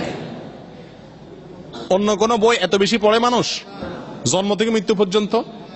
কিন্তু মজার বিষয় হলো পৃথিবীর অন্য কোন বই না বুঝা মানুষ এত পড়ে না, কোরআন যত না বুঝা পড়ে। সবচেয়ে বেশি পড়ে কোরআন, আবার সবচেয়ে না বুঝে পড়ে যেটা সেটার নামও কি? কোরআন। তাহলে একটা ভালো আর একটা খারাপ হলো। আপনি পড়েন ভালো কথা, কিন্তু কিছুই বুঝেন না সারা জীবন, এটা আবার কিন্তু খারাপ। অতএব কোরআন বোঝার চেষ্টা করবেন তো ইনশাআল্লাহ। আল্লাহ তাআলা আমাদেরকে তৌফিক দান করেন। দেখেন কোরআনে কারীমে আল্লাহ তাআলা বলেন আফালা ইয়াতাদাব্বারুনাল কুরআনা ওয়ালাউ কানা মিন ইনদি গায়রিল্লাহি লাওয়াজাদু ফীহি ইখতিলাফান কাসীরা। তারা কি কোরআন নিয়ে একটু চিন্তা ভাবনা করে না? যদি এই কোরআন আল্লাহ ছাড়া অন্য কারোর পক্ষ থেকে হইতো তাহলে কোরআনের নানান বৈপরীত্য দেখতে পেত তারা। বিশ্বাস করেন, বাংলা অর্থ সহকারে, তাফসীর সহকারে, উলামায়ে কেরামের তত্ত্বাবধানে থেকে আপনি যদি কোরআন শেখার চেষ্টা করেন, কোরআন বুঝার চেষ্টা করেন, তাহলে আপনি এই কোরআনের ফলে আপনার ঈমান, এটা পড়ার ফলে আপনার ঈমান অনেক বাড়বে। মন্ত্রের মতো কেবল পড়েন, সওয়াব পাবেন, ঠিক আছে, কি বলছেন আল্লাহ কিচ্ছু বুঝেন না, এতে আপনার ঈমান কোনোদিন মজবুত হবে না। প্রিয়দিনী ভাইরা, আব্দুল্লাহ ইবনে ওমর রাদিয়াল্লাহু তাআলা আনহু সূরা বাকারা, শুধু সূরা বাকারা একটা সূরা পড়তে ওনার কয়েক বছর লাগছে, কয়েক বছর। একটা সূরা আমরা এক বসায় পড়তে পারবো না? 3 পারা 1 বসা পড়া যাবে না ইনশাআল্লাহ। উনি এই সূরাটা পড়তে ওনার কয়েক বছর লাগছে। মানে কি বুঝেন? মানে হলো উনি তো আরবি বুঝতেন, উনি তো আমাদের মতো বাঙালি না যে বাংলা বুঝেন না, অর্থ বুঝতেছেন। প্রত্যেকটা আয়াত পড়ার পরে বন্ধ, শেষ। একটা আয়াত পড়লেন, এবার চিন্তা ভাবনা করলেন এখান থেকে কি শিখলাম, কি বুঝলাম, এবং এই আয়াতটার উপরে আমার আমল করার কি আছে সেটাকে বাস্তবে আমল করলাম, তারপরে দ্বিতীয় আয়াত শুরু করলাম। এটা হলো মুসলমানের কোরআন পড়ার নিয়ম। কোরআন মন্ত্রের মতো পড়ে গেলেন, খতম দিলেন, পড়ে গেলেন, খতম দিলেন, কোরআন পড়লেন, কুকামু করলেন, কোরআন পড়লেন, কোরআনের কথা শুনলেন না, কি লাভ এই পড়ার? কথা বুঝে আসছে? বুঝে কোরআন পড়বেন তো ইনশাল্লাহ। শেখের সাথে যোগাযোগ করবেন, বাংলা কোরআন মাথার কাছে থাকতে হবে এবং মেমোরি সহকারে এবং তাফসীর সহকারে, এবং অবশ্যই কোনো আলেমের তত্ত্বাবধানে, কোনো আলেমের সাথে সম্পর্ক রেখে, কোনো আয়াত নিয়ে সন্দেহ হলে যাতে ওনার কাছে জিজ্ঞাসা করা যায়। দেখেন ভাই, আব্দুল্লাহ ইবনে ওমর রাদিয়াল্লাহু শুধু না, মুজাহিদ ইবনে জুবায়ের উনি বলেন যে আমি আব্দুল্লাহ ইবনে আব্বাস রাদিয়াল্লাহু তাআলা কোরআনকে যিনি সবচেয়ে বেশি বুঝতেন, ওনার কাছে কোরআন তেলাওয়াত করছিলাম, 3 বার গোটা কোরআন পড়ছিলাম, ফাতিহা থেকে নিয়ে শেষ পর্যন্ত। প্রত্যেকবার তেলাওয়াতের সময় এক আয়াত পড়তাম, এরপর থামতাম, থাইমা বলতাম এই আয়াত সম্পর্কে আমাকে একটু বলেন, এই আয়াতে আল্লাহ কি বলছেন, কি বুঝাতে চাইছেন, আমার একটু বুঝাইয়া বলেন। এই যে বুঝার চেষ্টা, কোরআনকে কি করার চেষ্টা, এটা কোরআনের সবচেয়ে গুরুত্বপূর্ণ হক, কোরআনকে বুঝার চেষ্টা, আল্লাহ কি বলছেন, এটা আমাদের জন্য খুব জরুরি। সময়ত ভাইরা, আল্লাহ তাআলা কোরআনে কারীমে একটা আয়াতে বড় কঠিন একটা কথা বলছেন বুঝা প্রসঙ্গে। আল্লাহ বলেন, আফালা ইয়াতাদাব্বারুনাল কুরআন আম আলা কুলুবিহিম আকফালুহা। কোরআন যারা বুঝার চেষ্টা করে না, এদের অন্তরে, এরা কেন বুঝার চেষ্টা করে না, নাকি তাদের অন্তরে তালা আছে, তালা, অন্তরে আল্লাহ তাআলা কুদরতি একটা তালা মেরে রাখছেন। যারা কোরআন বুঝেন না বা বুঝার চেষ্টাও করেন না এ পর্যন্ত, তারা মনে রাখেন আল্লাহর পক্ষ থেকে আপনার অন্তরে একটা তালা মারা আছে, এই তালাটা খুলতে হবে। এই তালাটা খোলার জন্য আপনাকে নিজেই চেষ্টা করতে হবে, বুঝার চেষ্টাটা করতে হবে। আল্লাহ বলেন যারা কোরআন বুঝে না, এদের অন্তরে কি মারা আছে, তালা মারা আছে। আল্লাহ তাআলা আমাদের সকলের অন্তরের তালাটা খুলে দান করেন। সময়ত ভাইরা, কথা খুব বেশি বাড়াবো না, কোরআন বুঝা নিয়ে আরো অনেকগুলো কথা বলা দরকার ছিল, এর ভিতরে একটা কথা না বললেই নয়। দেখুন, রাসূল আকরাম সাল্লাল্লাহু আলাইহি সাল্লামের সুন্নাত ছিল যখন কোরআন পড়তেন, আযাবের কোনো আয়াত আসলে থামতেন, জাহান্নামের কোনো আলোচনা আসলে থামতেন, থাইমা আল্লাহর কাছে আশ্রয় চাইতেন, আল্লাহ এই আযাব থেকে আমাকে রক্ষা করো। আবার জান্নাতের কোনো আলোচনা আসলে আল্লাহর কাছে থাইমা দোয়া করতেন, আল্লাহ জান্নাতে এই নেয়ামতটা আমাকে দান করেন। এটা হলো সুন্নাত এবং কোরআন তেলাওয়াতের পদ্ধতির মধ্যে থেকে একটি। তো এগুলা সবগুলা তখনই সম্ভব হবে যদি আপনি বুঝা পড়েন। কোথায় জান্নাতের আলোচনা, কোথায় জাহান্নাম, আপনি কিছু বুঝলেন না, তাহলে সওয়াব হবে না। সবচেয়ে উত্তম হলো আপনি এক খতম কোরআন দেওয়ার চাইতে একটা সূরা পড়েন, একটা আয়াত পড়েন, বাংলা অর্থটা পড়েন, কি বলছে আল্লাহ একটু চিন্তা ভাবনা করেন। এটা একটা সূরা পড়া গোটা কোরআন তেলাওয়াত করার চাইতে অনেক বেশি উত্তম। কথা বুঝে আসছে? আল্লাহ তাআলা আমাদের সকলকে সেভাবে করার তৌফিক দান করেন। দেখুন, কোরআনে কারীমকে এই চিন্তা ভাবনা করার পাশাপাশি কোরআনের কারীমের প্রতি আরেকটা গুরুত্বপূর্ণ হক, 5 নম্বর হক হলো আমল করা। কোরআন অনুযায়ী কি করা? আমল করা। কোরআন অনুযায়ী আমল করবো তো ইনশাআল্লাহ সবাই। এই কোরআন আসছে আমল করার জন্য। কোরআন আসছে কি করার জন্য?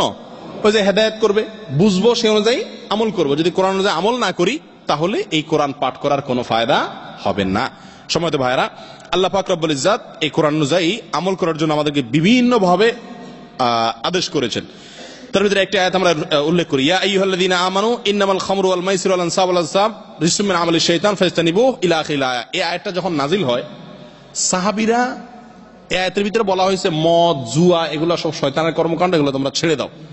সাহাবীরা এই আয়াত যখন শুনছেন, সঙ্গে সঙ্গে মদের অভ্যাস, সিগারেটের অভ্যাস, এগুলো কিন্তু এক কথায় এক বসা ছেড়ে দেওয়া তো সোজা না, তাই না? একটু সময় লাগে না? সাহাবীদের কাছে যখন এই আয়াত নাজিল হয়েছে, সঙ্গে সঙ্গে মদিনার রাস্তায় মদের হাঁড়ি, ওই যে মাটির হাঁড়ি, এগুলা ছুঁড়ে ছুঁড়ে ফেলছে। মদের স্রোত বয়ে গেছে মদিনার রাস্তা রাস্তা, কয়েকদিন পর্যন্ত গন্ধ যায় না মদের স্রোতে। কেন? যার বাসায় যা ছিল রাস্তায় নিক্ষেপ করে দিস, হাঁড়ি সহকারে ফেলে দিস। হাঁড়িও রাখে না যে হাঁড়ির গন্ধ দিয়ে খাবার যদি মনে হয়, হাঁড়ি সহকারে সব ফেলে দিস। কোরআনে আল্লাহ নিষেধ করছে, বাস বা দেখনি। আমরা মদিনায় গেলে অনেকে কেবলাতাইন মসজিদে যান না? কেবলাতাইন, এই কেবলাতাইন মসজিদের ঘটনা জানেন কেন এই নাম হয়েছে? অনেকে জানেন, অনেকে জানেন না। সাহাবীরা নামাজ পড়তেছিলেন বাইতুল মুকাদ্দাসের দিকে ফিরে। কেবলা ছিল তখন ফিলিস্তিনের বাইতুল মুকাদ্দাস মসজিদের দিকে ফিরে নামাজ পড়ার নির্দেশ ছিল আল্লাহর পক্ষ থেকে। আল্লাহ তাআলার পক্ষ থেকে ওই হুকুমটা চেঞ্জ হলো। আল্লাহ তাআলা নির্দেশ করলেন, না, এবার আপনি মক্কার দিকে নামাজ পড়েন, রাসূলকে নির্দেশ করলেন। একজন সাহাবী মদিনার মসজিদে নববীতে রাসূলের পিছে নামাজ পড়লেন, পড়ার পরে উনি কোনো কাজে ওই যে কেবলাদার মসজিদ যে জায়গা আছে সে এলাকায় গেছেন, সেখানে যায় দেখে সেখানকার লোকজন এখনো কোন দিকে ফিরে নামাজ পড়তেছে, বাইতুল মুকাদ্দাসের দিকে ফিরে নামাজ, কারণ আগেরটা অনুযায়ী পড়তেছে তারা। সঙ্গে সঙ্গে উনি বললেন যে আল্লাহর কসম, আমি নিজে রাসূলের পিছে নামাজ পড়ে আসছি, আল্লাহর পক্ষ থেকে নির্দেশ আসছে মক্কার দিকে ফিরে নামাজ পড়ার। ওনারা কিন্তু নামাজে আছে, ওই অবস্থা ওই সাহাবী পিছন থেকে এই কথা বলছেন। বলার পরে ওই নামাজের মধ্যে থেকেই ইমাম সাহেব সমস্ত মুক্তাদি সহকারে নামাজের মধ্যেই মক্কার দিকে ফিরে গেছেন। অর্থাৎ এটাও বলেন না যে ঠিক আছে খালাস, এই নামাজ তো অর্ধেক হয়ে গেছে, শেষ করি, আসরের থেকে পড়ুন না রাসূলের কথা অনুযায়ী, না, ওই অবস্থা চেঞ্জ হয়ে গেছে। কোরআনের প্রতি আমল কিভাবে করতে হয় দেখছেন? আর ভাই হাজার হাজার নির্দেশ কোরআন আমাদেরকে করছে, আজকে না কালকে, কালকে না পরশু, পরশু না তরশু, আজ না কাল, জোয়ান বয়স আছে একটু বয়স হোক, বুড়া হয়ে নি, হজ করে নি, আজ না কাল, করতে করতে কবর পর্যন্ত চলে যায়, আমল আর করা হয় না। আর সাহাবীরা ওই জায়গা থেকে শুরু করে দিতেন, মহিলাদের জন্য পর্দার নির্দেশ আসছে, ওখান থেকে আমল শুরু হয়ে গেছে, এক সেকেন্ডের জন্য দেরি করেন নাই। অতএব কোরআনের প্রতি আমাদের যে পাওনা, কোরআনের যে পাওনা আমাদের কাছে, তার ভিতরে 5 নম্বরের পাওনা হলো কোরআন অনুযায়ী আমল করা। কোরআন অনুযায়ী কি করা? আমল করা। দেখেন ভাই, এই সবগুলা নির্ভর করে কোরআন বুঝার উপরে, না বুঝলে আপনি আমল করবেন কিভাবে? অতএব আমল করার চেষ্টা করবেন তো ইনশাআল্লাহ। আল্লাহ তাআলা আমাদের সকলকে আমল করার তৌফিক দান করেন। প্রিয় দিনী ভাইরা, তাহলে কেবলা পরিবর্তনে মদ যখন আল্লাহ তাআলা হারাম করলেন তখন, তারপরে আপনার যখন আল্লাহ তাআলা পর্দার বিধান দিলেন তখন সাহাবীরা কোরআনের উপর আমল করার জন্য অস্থির হয়ে অগ্রসর হয়ে সামনের দিকে বেড়ে গেলেন। তাহলে কোরআনের উপর আমল করার চেষ্টা করতে হবে। আল্লাহ তাআলা আমাদেরকে তৌফিক দান করেন। কোরআনের প্রতি আমল করার প্রসঙ্গে কয়েকটা কথা বলবো আমরা। কোরআনে আল্লাহ তাআলা যা বলেছেন মোটামুটি 3 ধরনের। কয় ধরনের? 3 ধরনের। আরো বাড়ানো যায়, ধরনটাকে আরো বাড়ানো যায়। মৌলিক হলো আকীদা এবং আহকাম, এই বিশ্বাস করতে হবে, এই কাজ করতে হবে, এটা করা যাবে না, হালাল হারাম এগুলা। আরেকটা হলো কিছু দৃষ্টান্ত, উপমা, আগের জাতিরা এই কাম করছে, তাদের এই শাস্তি হয়েছে, এই জিনিসটাকে বোঝানোর জন্য এটা, এই আল্লাহর দৃষ্টান্তগুলোকে বোঝার চেষ্টা করা, সেখান থেকে শিক্ষা নেওয়া, আর হালাল গুলাকে হালাল হিসাবে গ্রহণ করা, হারাম গুলাকে হারাম হিসাবে বর্জন করা। আর তৃতীয়ত হইলো যে বিষয়টি আল্লাহ তাআলা আলোচনা করেছেন, সেটা হলো এই কোরআনে আমাদেরকে জান্নাত, জাহান্নাম, আখিরাত সম্পর্কে, গায়েব সম্পর্কে অনেক ইলম দিয়েছেন, সেটার প্রতি কি করা? বিশ্বাস করা। মোটামুটি এই কাজগুলো যদি আমরা করি, অনেক আখলাক, অনেক নিয়ম আদাব কোরআন শিখেছে, সেগুলাকে গ্রহণ করা, বাস, তাহলে কোরআন অনুযায়ী আমল হয়ে গেল। চেষ্টা করবো তো ইনশাআল্লাহ। বিশেষ করে আপনাদের জন্য বলি, তাইসিরুল কোরআন নামে যে কোরআনের বাংলা তর্জমাটা করছে আমাদের রিয়াদের উম্মুল হামাম ইসলামিক সেন্টার থেকে, এটার শুরুতে এটার কিছু কিছু আছে, ওইটা নাই, সূচিটা নাই, আর এখন যেগুলো আসছে এগুলোতে আছে। শুরুতে 200-250 পৃষ্ঠার সূচি আছে, সূচি। এই সূচি সহকারে যে বাংলা কোরআনটা, এটা আপনাদের কাছে থাকলে খুব ভালো হবে। এই সূচিটাতে তাইসিরুল কোরআন নাম, এই সূচিটাতে লেখা আছে কথার কথা তালাক। এই তালাক প্রসঙ্গে কোরআনে কত জায়গায় আছে, কোন সূরায় কত নম্বর আয়াত আছে, তাহলে আপনি আপনার জীবনের যে কোনো বিষয় আপনি খুলে খুলে দেখতে পারবেন খুব সহজে। বিষয়কে আলাদা আলাদা করে দিছি। আমার কথা কি বুঝতে পারছেন? ওই সূচিটা একটু বুঝতে হবে, একটু ভালো কারোর মাধ্যমে বুঝতে হবে যে কেমনে বাইর করবেন, বা একবার বুঝে ফেললে এরপর আপনার জন্য ইজি। ওইটা অনুযায়ী দৈনিক আপনি একটি আয়াত করে পড়েন, একটি আয়াত করে বুঝেন, ইনশাআল্লাহ জীবনে অনেক কিছু বোঝা হয়ে যাবে, জানা হয়ে যাবে। আল্লাহ তাআলা আমাদেরকে তৌফিক দান করেন। ভাই, কোরআনের আরেকটা হক হলো কোরআনকে হাকেম বানানো। কোরআনকে কি করা? হাকেম বানানো। হাকেম বানানো মানে আমাদের ভিতরে যখন কোনো বিষয় নিয়ে মতবিরোধ হবে, আমরা কোরআনকে বিচারক হিসাবে মানবো। কাকে মানবো বিচারক হিসাবে? কোরআন বলছে বাস, আর কোনো কথা নাই, সারেন্ডার করবো। তবে এটা বুঝে শুনে, অনেকে আবার আমাদের দেশে ওই যে অনেক চ্যানেলে দেখায় মিলাদ পড়া ফরজ, কারণ আল্লাহ কোরআনে বলছেন ইয়া আইয়ুহাল্লাযীনা আমানু সাল্লু আলাইহি ওয়া সাল্লিমু তাসলিমা। দেখছেন আল্লাহ বলছেন এই ইমানদাররা তোমরা মিলাদ পড়ো, অথচ এখানে আল্লাহ মিলাদ পড়ার কথা কয় না, আল্লাহ বলছেন দুরূদ পড়তে। দুরূদ পড়া এক জিনিস, আর মিলাদ পড়া আরেক জিনিস। দুরূদ তো পড়ে না এমন কোন মুসলমান দুনিয়াতে আছে, বিশেষ করে নামাজি সবাই তো আমরা দুরূদ পড়ি। তাহলে দুরূদ পড়া এক জিনিস, মিলাদ হলো বিশেষ সিস্টেমের দুরূদ, ওইটা নির্দেশ আল্লাহ করেন নাই। তাহলে যে কোনো মৌলবী সাহেব আপনি বুঝাই দিলে বুঝবেন না, মেহেরবানি করে নিজে পড়া শিখেন। অন্ধের মতো ইসলাম কোন পৌরোহিত্য তন্ত্র না ভাই, হিন্দুদের মতো না যে ঠাকুর সাহেব যা বলে আমরা শুনবো, ঠাকুর সাহেব শুধু ধর্মের বই পড়বে, আমরা শুধু তারা শুনবো না, নিজেরাও পড়াশোনা করতে হবে। ইসলামের প্রথম নির্দেশ হলো ইকরা বিসমি রাব্বিকাল্লাযী, ইকরা, পড়ো। অতএব কিনবেন তো ইনশাআল্লাহ জিনিসগুলো, নিজের সংগ্রহ রাখবেন। আল্লাহ তাআলা তৌফিক দান করেন। তো সর্বশেষ যেটা বলছিলাম 6 নম্বর কোরআনের হক হলো কোরআনকে হাকিম বানানো, অর্থাৎ কোন বিষয়ে মতবিরোধ হলে কোরআনকে বিচারক বানানো। কোরআন যেটা বলছে ওইটাকে আমরা কি দিব? প্রাধান্য দিব। ভাই কোরআনে বিচার করছে বাপ যদি মারা যায়, বাপের সম্পত্তিতে ছেলের 2 আনা সম্পত্তি থাকলে মেয়ের 1 আনা থাকবে। মানেন আপনি এটা? কেমনে মানলেন? এটা কি যুক্তি হলো? বাপের ঘরে জন্মগ্রহণ করে মেয়ে অর্ধেক পাবে, ছেলে ডবল পাবে কেন? আল্লাহ বলছেন লিযযাকারি মিসলু হাজ্জিল উনসায়াইন, 2 মেয়ে যা পাবে 1 ছেলে তা পাবে। কার নির্দেশ? আল্লাহর নির্দেশ। আমার দেশে কয়েকদিন আগে আওয়াজ উঠেছিল না সরকার, কয়েক বছর আগে, যে না সমান অধিকার দেওয়া হবে। ইসলাম নারীদেরকে সমান অধিকার দেয় না। হায় হায় কি কয়? সমান অধিকার দেয় না, কম দেয়, ন্যায্য অধিকার দেয়। বেশিও দেয় না। নারীদেরকে কি অধিকার দেয়? ন্যায্য। ন্যায্য অধিকার মানে কি? যতটুকু তার প্রয়োজন পাওনা ততটুকু দেয়। সেটা কোনো কোনো ক্ষেত্রে সমানও হয়, কোনো কোনো ক্ষেত্রে বেশিও হয়, কোনো কোনো ক্ষেত্রে কমও হয়। আপনার একটা ছেলে একটা মেয়ে আছে, একটা ছেলে 10 বছর বয়সের আর একটা 4 বছর বয়সের, গেছেন ক্রিকেট খেলা দেখতে। আপনি স্টেডিয়ামে বসে আছেন, আঙ্কেলদের পিছে বসে দেখতেছে বাচ্চারা খেলা, তারা দেখতেছে না, ছোট মানুষ। তো আপনার কাছে 4টা ইট আছে, সমান অধিকার হলো ছেলেকে 2টা ইট, মেয়েকে 2টা ইট দিয়ে বললাম বাবা এটার উপর দাঁড়া। তাহলে বড়টা দেখলো ছোটটা দেখলো না, সমান দিছেন। কিন্তু সমান দিলে কি ছোটটার লাভ হলো না লস হলো? ছোটটার প্রতি কি যথাযথ যা দেওয়া দরকার তা দেওয়া হলো? আর বড়টা দেখা যাচ্ছে 2টা দিছে, 2টা লাগেও না, একটা হলে দেখতে পারে, আরেকটা তার ফাও। আর ন্যায্য অধিকার হলো ছোটটা 3টা দিলাম আর বড়টারে 1টা দিলাম, দোনোজনই দেখলো। এটা হলো ন্যায্য অধিকার। ইসলাম নারীদেরকে ন্যায্য অধিকার দেয়, সমান অধিকার দেয় না। কথা বুঝতে পারছেন? বাপের সম্পত্তিতে বোন পাচ্ছে 1 আনা, ভাই পাচ্ছে 2 আনা। কেন? তার কারণ হলো, সবচেয়ে বড় কথা হলো আল্লাহ বলছেন। কেন আল্লাহ এটা বলছে? এটা যুক্তি আল্লাহ ভালো জানেন। আল্লাহ অযৌক্তিক কোনো কিছু বলেন না। আমার বুঝে আসে না, তাই বলে কি আল্লাহ কথা অবিশ্বাস করবো নাকি? ছেলের সব জায়গায় খরচ করতে হয় নাকি? মেয়ের কোন জায়গায় খরচ আছে? যতদিন বিয়ে হয় না কার দায়িত্বে? বাপের দায়িত্বে। বিয়ে হয়ে গেলে কার দায়িত্বে? স্বামীর দায়িত্বে। বাহ, শ্বশুরবাড়ি যাইতে মিষ্টিটা কে নিবে? জামাই নিবে, অথবা বাপে কিনে দিবে। তার কোনো খরচ নাই, সোজা কথা। অন্যের খরচ দেওয়া তো দূরের কথা, নিজের খরচও নিজের নাই। আর ছেলের কি? বালেগ হওয়ার পরে ইসলাম বলে তোমার নিজের খরচ তো নিজের, বিয়ে করলে বউরে খাওয়াও, আর মা বাপ অসুস্থ হলে বা অভাবী হলে তাদেরকে দাও, ভাই বোনকে দাও, সবার খরচ নিজেরটা তো দিতেই হবে, উল্টা আরো সবারটা দিতে হবে, মিষ্টি প্যাকেটের টাকা দিতে হবে। আর মহিলাদের অন্যেরটা তো দূরের কথা, তার নিজেরই খরচ নাই। তাহলে তারা যে শরীয়ত 1 আনা দিছে, কম দিছে? হিসাবে তো পাওনাই নেই। খরচ সব যদি ছেলের হয়, তাহলে মেয়ের তো হিসাবে কি নাই? পাওনাই নেই। তাহলে আল্লাহ যেটা বলছেন এটাতে যুক্তি আছে না নাই? আমার বুঝে আসুক অথবা না আসুক। তো এটার প্রতি ঈমান আনা। আমরা যদি ঝগড়া লাগে কোরআনকে ফয়সাল বানাও। আমি নিজে ব্যক্তিগতভাবে চিনি এমন এক লোককে, ওই যে নারী নীতি নিয়ে যখন ঝামেলা হচ্ছিল আমাদের দেশে, তখন এক লোক নামাজ কালাম পড়ে, মনে হয় না আমি এটা মানতে রাজি না, আমার পেট থেকে ছেলে মেয়ে দোনোটা আমার ঘরে জন্মগ্রহণ করবে, আমি একটা এখানে দিব না, এটা মানতে রাজি না, আমি সমান দিব। কোরআন আয়াত বলার পরেও বলে না এটা আমি মানতে রাজি না। কেন জুলুম করবো একজনের প্রতি? একজনের কম কেন দিব? আল্লাহ চাইতে বেশি বুঝে বলছে, আল্লাহ চাইতে বেশি বুঝে বলছে। আল্লাহ হেফাজত করেন।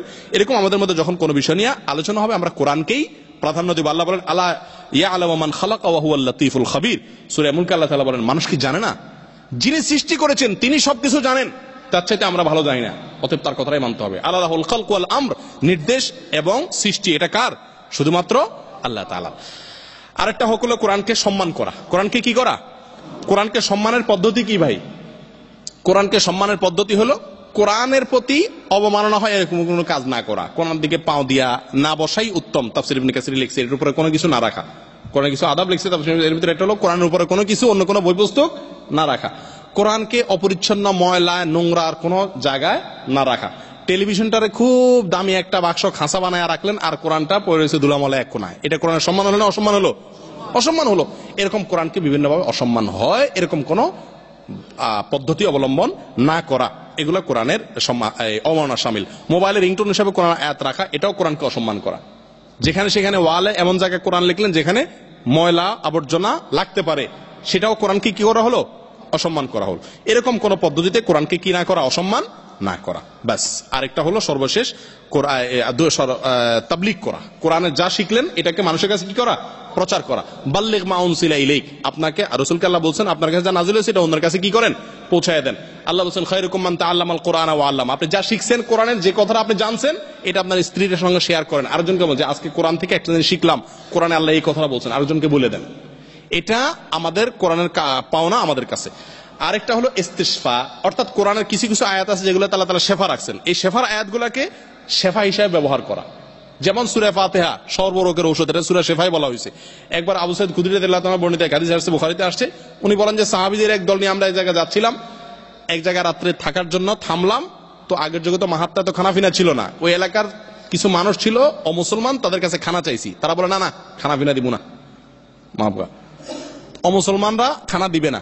হঠাৎ করে ওই এলাকার যে দলনেতা ছিল তারা সাপে কামড়াইছে, আর তারা ওই ওজা আছে না সাপের বিষ তোলে, ওইরকম কোন লোক তাদের ওই গ্রামে ছিল না, মরুভূমিতে। তখন তারা বললো যে আচ্ছা ওই যে কিছু মতুয়া এসে খানা চাইছিল যে সন্ধ্যাবেলা, এই মতুয়া গুলার মধ্যে কেউ কোনো সূরা কেরাত জানতে পারে, এগুলার একটা দেখো। ওখানে এসে বলছে যে তোমাদের কেউ জানে নাকি বিষ ঝাড়ার। তো সাহাবীদের ভিতরে আবু সাঈদ রাদিয়াল্লাহু বলল আমাদের ভিতরে একজন, অন্য বর্ণনা আসছে আবু রাদিয়াল্লাহু তাআলা, উনি বলেন যে আমি পারবো, তবে শর্ত আছে, 30টা ছাগল দিতে হবে। সন্ধ্যাবেলা একবেলা খাওয়ান দিলে চলতো, যেহেতু এটা দাও নাই তো এখন 30টা ছাগল দিতে হবে। তো তারা বলছে যে বাবারা যদি আমাদের নেতা ভালো হয় তো সমস্যা নেই, নিও 30 ছাগল। পরে উনি ফু দিয়ে আসছেন, ভালো হয়ে গেছে, 30 ছাগল নিয়ে আসছে। সাহাবীদের দুই দল হয়ে গেছে, একদল বলে যে ভাই তুমি কি পড়ে ফু দিছো না দিছো, আমরা এই ছাগল খাবো না। একদল কি কয় বেটা আমগরে খানা দেয় না, আমগো হক, আমরা খাবো। দুই দল হয়ে গেছে। রাসূলের কাছে যাওয়ার পরে রাসূল আকরাম সাল্লাল্লাহু আলাইহি ওয়াসাল্লাম জিজ্ঞেস করছেন, সাহাবী জিজ্ঞেস রাসূলুল্লাহ ছাগল আমাদের জন্য খাওয়া জায়েজ হবে না জায়েজ? রাসূল আকরাম সাল্লাল্লাহু আলাইহি ওয়াসাল্লাম ছাগল আর কিছু আসেনি, থাকলে আমারে কিছু দাও, অর্থাৎ জায়েজ। পরে আল্লাহ রাসূল সাল্লাল্লাহু আলাইহি ওয়াসাল্লাম ওই লোককে জিজ্ঞেস করলেন তুমি এমন কি পড়ে ফু দিলা যে ভালো হয়ে গেল? বলে ইয়া রাসূলুল্লাহ আপনারা বলছেন সূরাতুল ফাতিহা এটা সকল রোগের ঔষধ, সেজন্য আমি এই সূরাটা পড়ে ফু দিয়েছিলাম, আমার ইয়াকিন ছিল যদি সকল রোগের ঔষধ অতএব এই রোগও ভালো হবে, ভালো হয়ে গেছে। পৃথিবী ভাইরা এরকম বহু ঘটনা সাহাবীদের জিন্দেগিতে পাওয়া যায়। খারেজা ইবনে সালত রাদিয়াল্লাহু তাআলা আনহু তার চাচা থেকে বর্ণনা করেন, বলেন যে আমার চাচা একবার এক এলাকায় গেছে, সেখানে এক লোক পাগল, হঠাৎ করে পাগল হয়ে গেছে। তো কোন রোগে কোন অসুখে ভালো হয় না, উনি ওষুধে ভালো হয় না, উনি বলছেন যে আমি গ্যারান্টি দিয়ে বলতে পারি আমার কাছে একটা ওষুধ আছে, ব্যবহার করলে ভালো হবে। বলে কি ওষুধ? বলে আমি ফু দিমু শুধু, ভালো হয়ে যাবে। তো উনি কয়েকদিন তার চিকিৎসা করলেন, কি পড়লেন? কিচ্ছু না, শুধু সূরা ফাতিহা সকাল সন্ধ্যা প্রতিদিন নিয়মিত পড়েন, ফু দেন। কয়েকদিন পরে সে লোকটা আকস্মিক ভাবে ভালো হয়ে গেছে, অলৌকিক ভাবে। প্রিয় দিনী ভাইরা, আল্লামা ইবনে উসাইমিন রাহিমাহুল্লাহ এবং বিন বাজ রাহিমাহুল্লাহর এরকম বক্তব্য আছে যে আমরা সূরা ফাতিহা অনেকে পড়ি, আমাদের ভালো হয় না। কেন ভালো হয় না?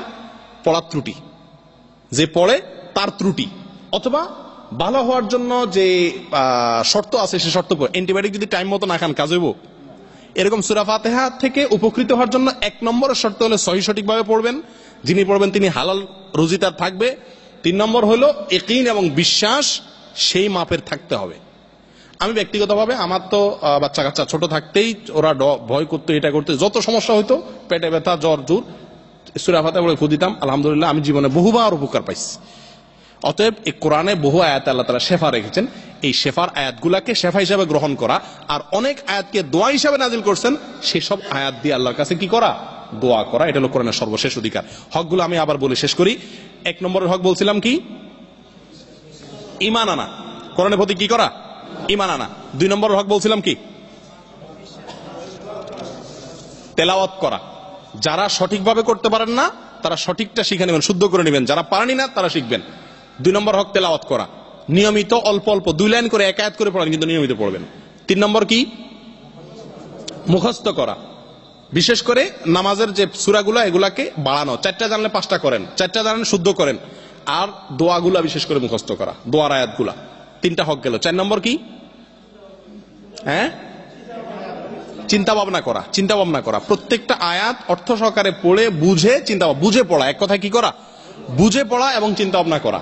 এটার জন্য বলছিলাম মেমোরি কার্ডে নেওয়া এবং বাংলা কোরআন রাখা, তাহলে বুঝেও পড়তে পারেন, চিন্তা ভাবনাও করতে পারেন। প্রত্যেকটা আয়াত আপনি একবার কোরআনকে খতম দিতে যদি 10 বছর লাগে, আর প্রত্যেকটা আয়াত আপনি চিন্তা ভাবনা করে পড়তে পারেন, আল্লাহর কসম আপনি সফল মুসলমান।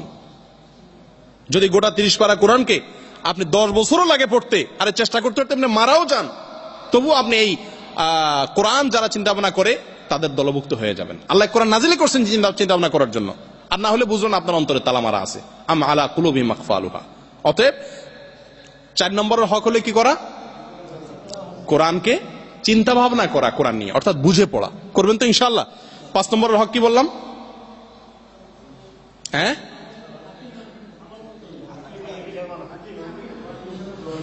আমল করা। 5 নম্বরটা হলো আমল করা। আমল করা অর্থাৎ এই কোরআন যা বলছে সে অনুযায়ী জীবনকে গঠন করার চেষ্টা করা। আর এই সবগুলাই নির্ভর করে বুঝার উপরে। না বুঝলে আপনি আমল করবেন কোত্থেকে? 5 নম্বর গেল এটা। 6 নম্বর কি?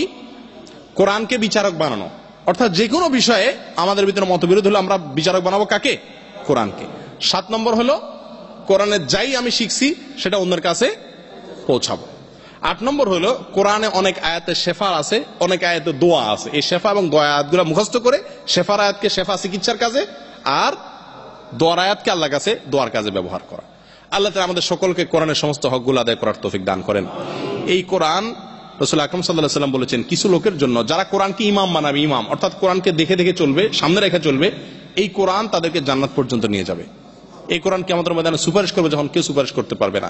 আল্লাহ পাক সুবহানাহু ওয়া তাআলা আমাদের সকলকে কোরআনের ইলম অর্জন করার তৌফিক দান করেন, কোরআনে যে আমল করার তৌফিক দান করেন, ছেলে মেয়েদেরকে কোরআন শেখানোর তৌফিক দান করেন, কোরআনের প্রচারক হওয়ার তৌফিক দান করেন, কোরআনকে বিচারক বানানোর তৌফিক দান করেন, কোরআনকে মুখস্থ করার তৌফিক দান করেন, কোরআনকে তারতিলের সাথে পড়ার তৌফিক দান করেন, কোরআনের শেফাকে শেফা হিসাবে, চিকিৎসা হিসাবে গ্রহণ করার তৌফিক দান করেন, কোরআনের দোয়ার আয়াতগুলোকে মুখস্থ করে আল্লাহর কাছে দোয়া করার তৌফিক দান করেন, সর্বোপরি কোরআন বুঝা এবং কোরআনের প্রতি ঈমান আনার তৌফিক দান করেন। জাযাকুমুল্লাহ ওয়া আখিরু দাওয়ানা আলহামদুলিল্লাহি রাব্বিল আলামিন। আসসালামু আলাইকুম ওয়া রাহমাতুল্লাহি ওয়া বারাকাতুহু। ভাই, বাংলাদেশে ওষুধ খাওয়ার সময় বলে আল্লাহ শাফি, আল্লাহ কাফি এবং আল্লাহ মাফি, এটা জায়েজ আছে কিনা? আসলে না যায় না বলে মানুষ। আল্লাহ শাফি, আল্লাহ কাফি এই দুইটা বলাতে কোনো অসুবিধা নাই, কিন্তু এটাকে ওষুধ খাওয়ার দোয়া মনে করে পড়লে বেদাত হবে। এটা হাদিসের কোনো বক্তব্য না যে ওষুধ খাওয়ার সময় আল্লাহ শাফি, আল্লাহ কাফি এরকম কিছু বলাটা হাদিসের কোনো বক্তব্য না। তবে এই কথাগুলোর অর্থ ভালো, অর্থ খারাপ না। আল্লাহ শাফি মানে ওষুধ আমি খাইতেছি কিন্তু শেফা দেওয়ার মালিক মূলত আল্লাহ, তিনি চাইলে এর মাধ্যমে আমার ভালো হবে, নাইলে হবে না। এটা খুব ভালো কথা। আল্লাহ কাফি, আল্লাহই যথেষ্ট, তারপরও আল্লাহর নির্দেশ রাসূল সুন্নাত হিসেবে ওষুধ খাইতেছি, কিন্তু মূল আল্লাহই যথেষ্ট। অতএব কথাটা ভালো, কিন্তু এটাকে ওষুধ খাওয়ার দোয়া মনে করে পড়লে এটা বেদাত হবে। ওষুধ খাওয়ার দোয়া না। কথা বুঝে আসছে? ওষুধ খাওয়ার দোয়া কি? অন্য সব জিনিস খাওয়ার সময় যেরকম ওষুধ খাওয়ার সময় কি বিসমিল্লাহ পড়বেন, ব্যাস। অনেকে বিসমিল্লাহ পড়ে না। আমার জীবনে বহুবার আমার মা দমকেছে ছোটবেলায়। ওষুধ খাইতে নিলে বলতে বিসমিল্লাহ পড়স কেন? তাহলে কেন মা কি হয়েছে? বিসমিল্লাহ পড়লে না বরকত হয়ে যায়, তাহলে রোগে বরকত হয়ে যায়। এগুলো না বুঝা বলে মানুষ। ওষুধ খাওয়ার সময় বিসমিল্লাহ পড়ে বলবেন, ঠিক আছে? আর আল্লাহ শাফি, আল্লাহ কাফি এরকম কোনো কিছু বলাকে সিস্টেম বানায় নেওয়া ঠিক না। মাঝে মধ্যে আপনি মনে হয়ে গেল যে ওষুধের কোনো ক্ষমতা নেই, ক্ষমতা তো মেন আল্লাহর, সেদিক তাকে বলেন আল্লাহ আপনি শাফি, মাফি মুশকিল এটা বলাতে। তবে শেষের বাক্য যেটা আল্লাহ মাফি, এটা মুশকিল। আল্লাহ মাফি কি আসলে এটা যারা শিখাইছে, যেসব মৌলভী সাহেবরা শিখাইছেন, ওনারা ঠিকই শিখাইছিলেন। শব্দটা হবে আল্লাহ মুআফা বা মুআফিন, আফিয়ত থেকে আল্লাহ আফিয়ত দেনওয়ালা। তো ওইটারে ওই মাফি বানাই ফেলছে। কথা বলছেন? হ্যাঁ, ওই তো ওই কাফির সাথে মিলায়া মাফি বানাই ফেলছে। আসলে আল্লাহ তাআলা আফিয়ত দেনওয়ালা, আফিয়ত দেওয়ার মালিক কে? আল্লাহ তাআলা। সেখান থেকে মুআফিন শব্দটা হলো কি? মুআফিন, আফা ইউআফি, মুআফাত থেকে আল্লাহ আফিনি আমরা দোয়া করি। মুআফিন মুকাতিলের ওজনে এর অর্থ হলো আল্লাহই আফিয়ত দেনওয়ালা। আফিয়ত মানে কি? আরাম। অসুখ থেকে আরাম দিবে কে? আল্লাহ। শব্দটা হলো আসলে আল্লাহ শাফি, আল্লাহ কাফি, আল্লাহ মুআফি। তো ওইটা বলে আল্লাহ মাফি, মানে আল্লাহই নাই, নাউজুবিল্লাহ। তাহলে অর্থটা আরো চেঞ্জ হয়ে গেল না? অতএব এভাবে বলা যাবে না। এক কথা, এই দোয়াটা আমরা এই ওষুধ খাওয়ার দোয়া হিসাবে পড়বো না। মাঝে মধ্যে মনে চাইলে আল্লাহ আপনি শেফার মালিক, আল্লাহ আপনি সুস্থ করেনওয়ালা, এটা বলতে পারি, কিন্তু দোয়া হিসাবে না। আল্লাহু আ'লাম বিস-সাওয়াব। ইসলামিক সেন্টারের পোস্টারগুলোর শুরুতে বিসমিল্লাহির রহমানির রহিম না লেখার কারণে অনেক ভাই নাখোশ হন যে কেন করা হচ্ছে না। দেখেন হাদিসে আসছে রাসূল আকরাম সাল্লাল্লাহু আলাইহি ওয়াসাল্লাম বলেছেন কুল্লু আমরিন জিবালিন লাম ইউবদা বিবিসমিল্লাহ ফাহুয়া আকতা, কোন রাওয়ায়াতে আসছে ফাহুয়া আবতার। যদি কোনো ভালো বড় কোনো কাজ বিসমিল্লাহ আল্লাহর নাম দিয়ে শুরু না করে তাহলে ওই কাজটা অর্ধেককে থেকে যায়, লেস কাটা থেকে যায়। তাহলে ইসলামিক সেন্টার আলারা পোস্টার বানায়, সেখানে শুরুতে বিসমিল্লাহ লেখে না, কত বড় কথা। দেখেন ভাই, আমরা একটু আগেই বলছি কোরআনকে সম্মান করতে হবে। কোরআনের হকের ভিতরে একটা হলো কোরআনকে কি করতে হবে? অসম্মান হয় এরকম কোনো কাজ করা যাবে না। যেসব পোস্টার আমরা ছাপায়া লিখি, লাগাই বিভিন্ন জায়গায়, এগুলা কি ওখানে চিরকাল থাকে? ওটা ছিঁড়ে পাবলিক ফালায় দেয় না? বিসমিল্লাহির রহমানির রহিম কোরআন আয়াত, এটা আপনার ওখানে লিখবেন, তাহলে ওটা ছিঁড়ে পায়ের নিচে পড়বে, পেশাবে, পায়খানা, বলদিয়া ড্রামে ময়লার সাথে চলে যাবে। এটা কোরআনের অমাননা না? এই জন্য এর বিসমিল্লাহ এখানে লেখা হয় না। তবে হ্যাঁ, ওই পোস্টারটা যখন বানানো হয় তখন বিসমিল্লাহ বলেই কি করা হয়? বানানো হয়। লেখাটা জরুরি না, মুখে বলার সময় তখন কি বলা হচ্ছে? বিসমিল্লাহ বলা হচ্ছে। কথা বুঝতে পারছেন? অতএব ওই পোস্টারে বিসমিল্লাহ থাকাটা কি না জরুরি?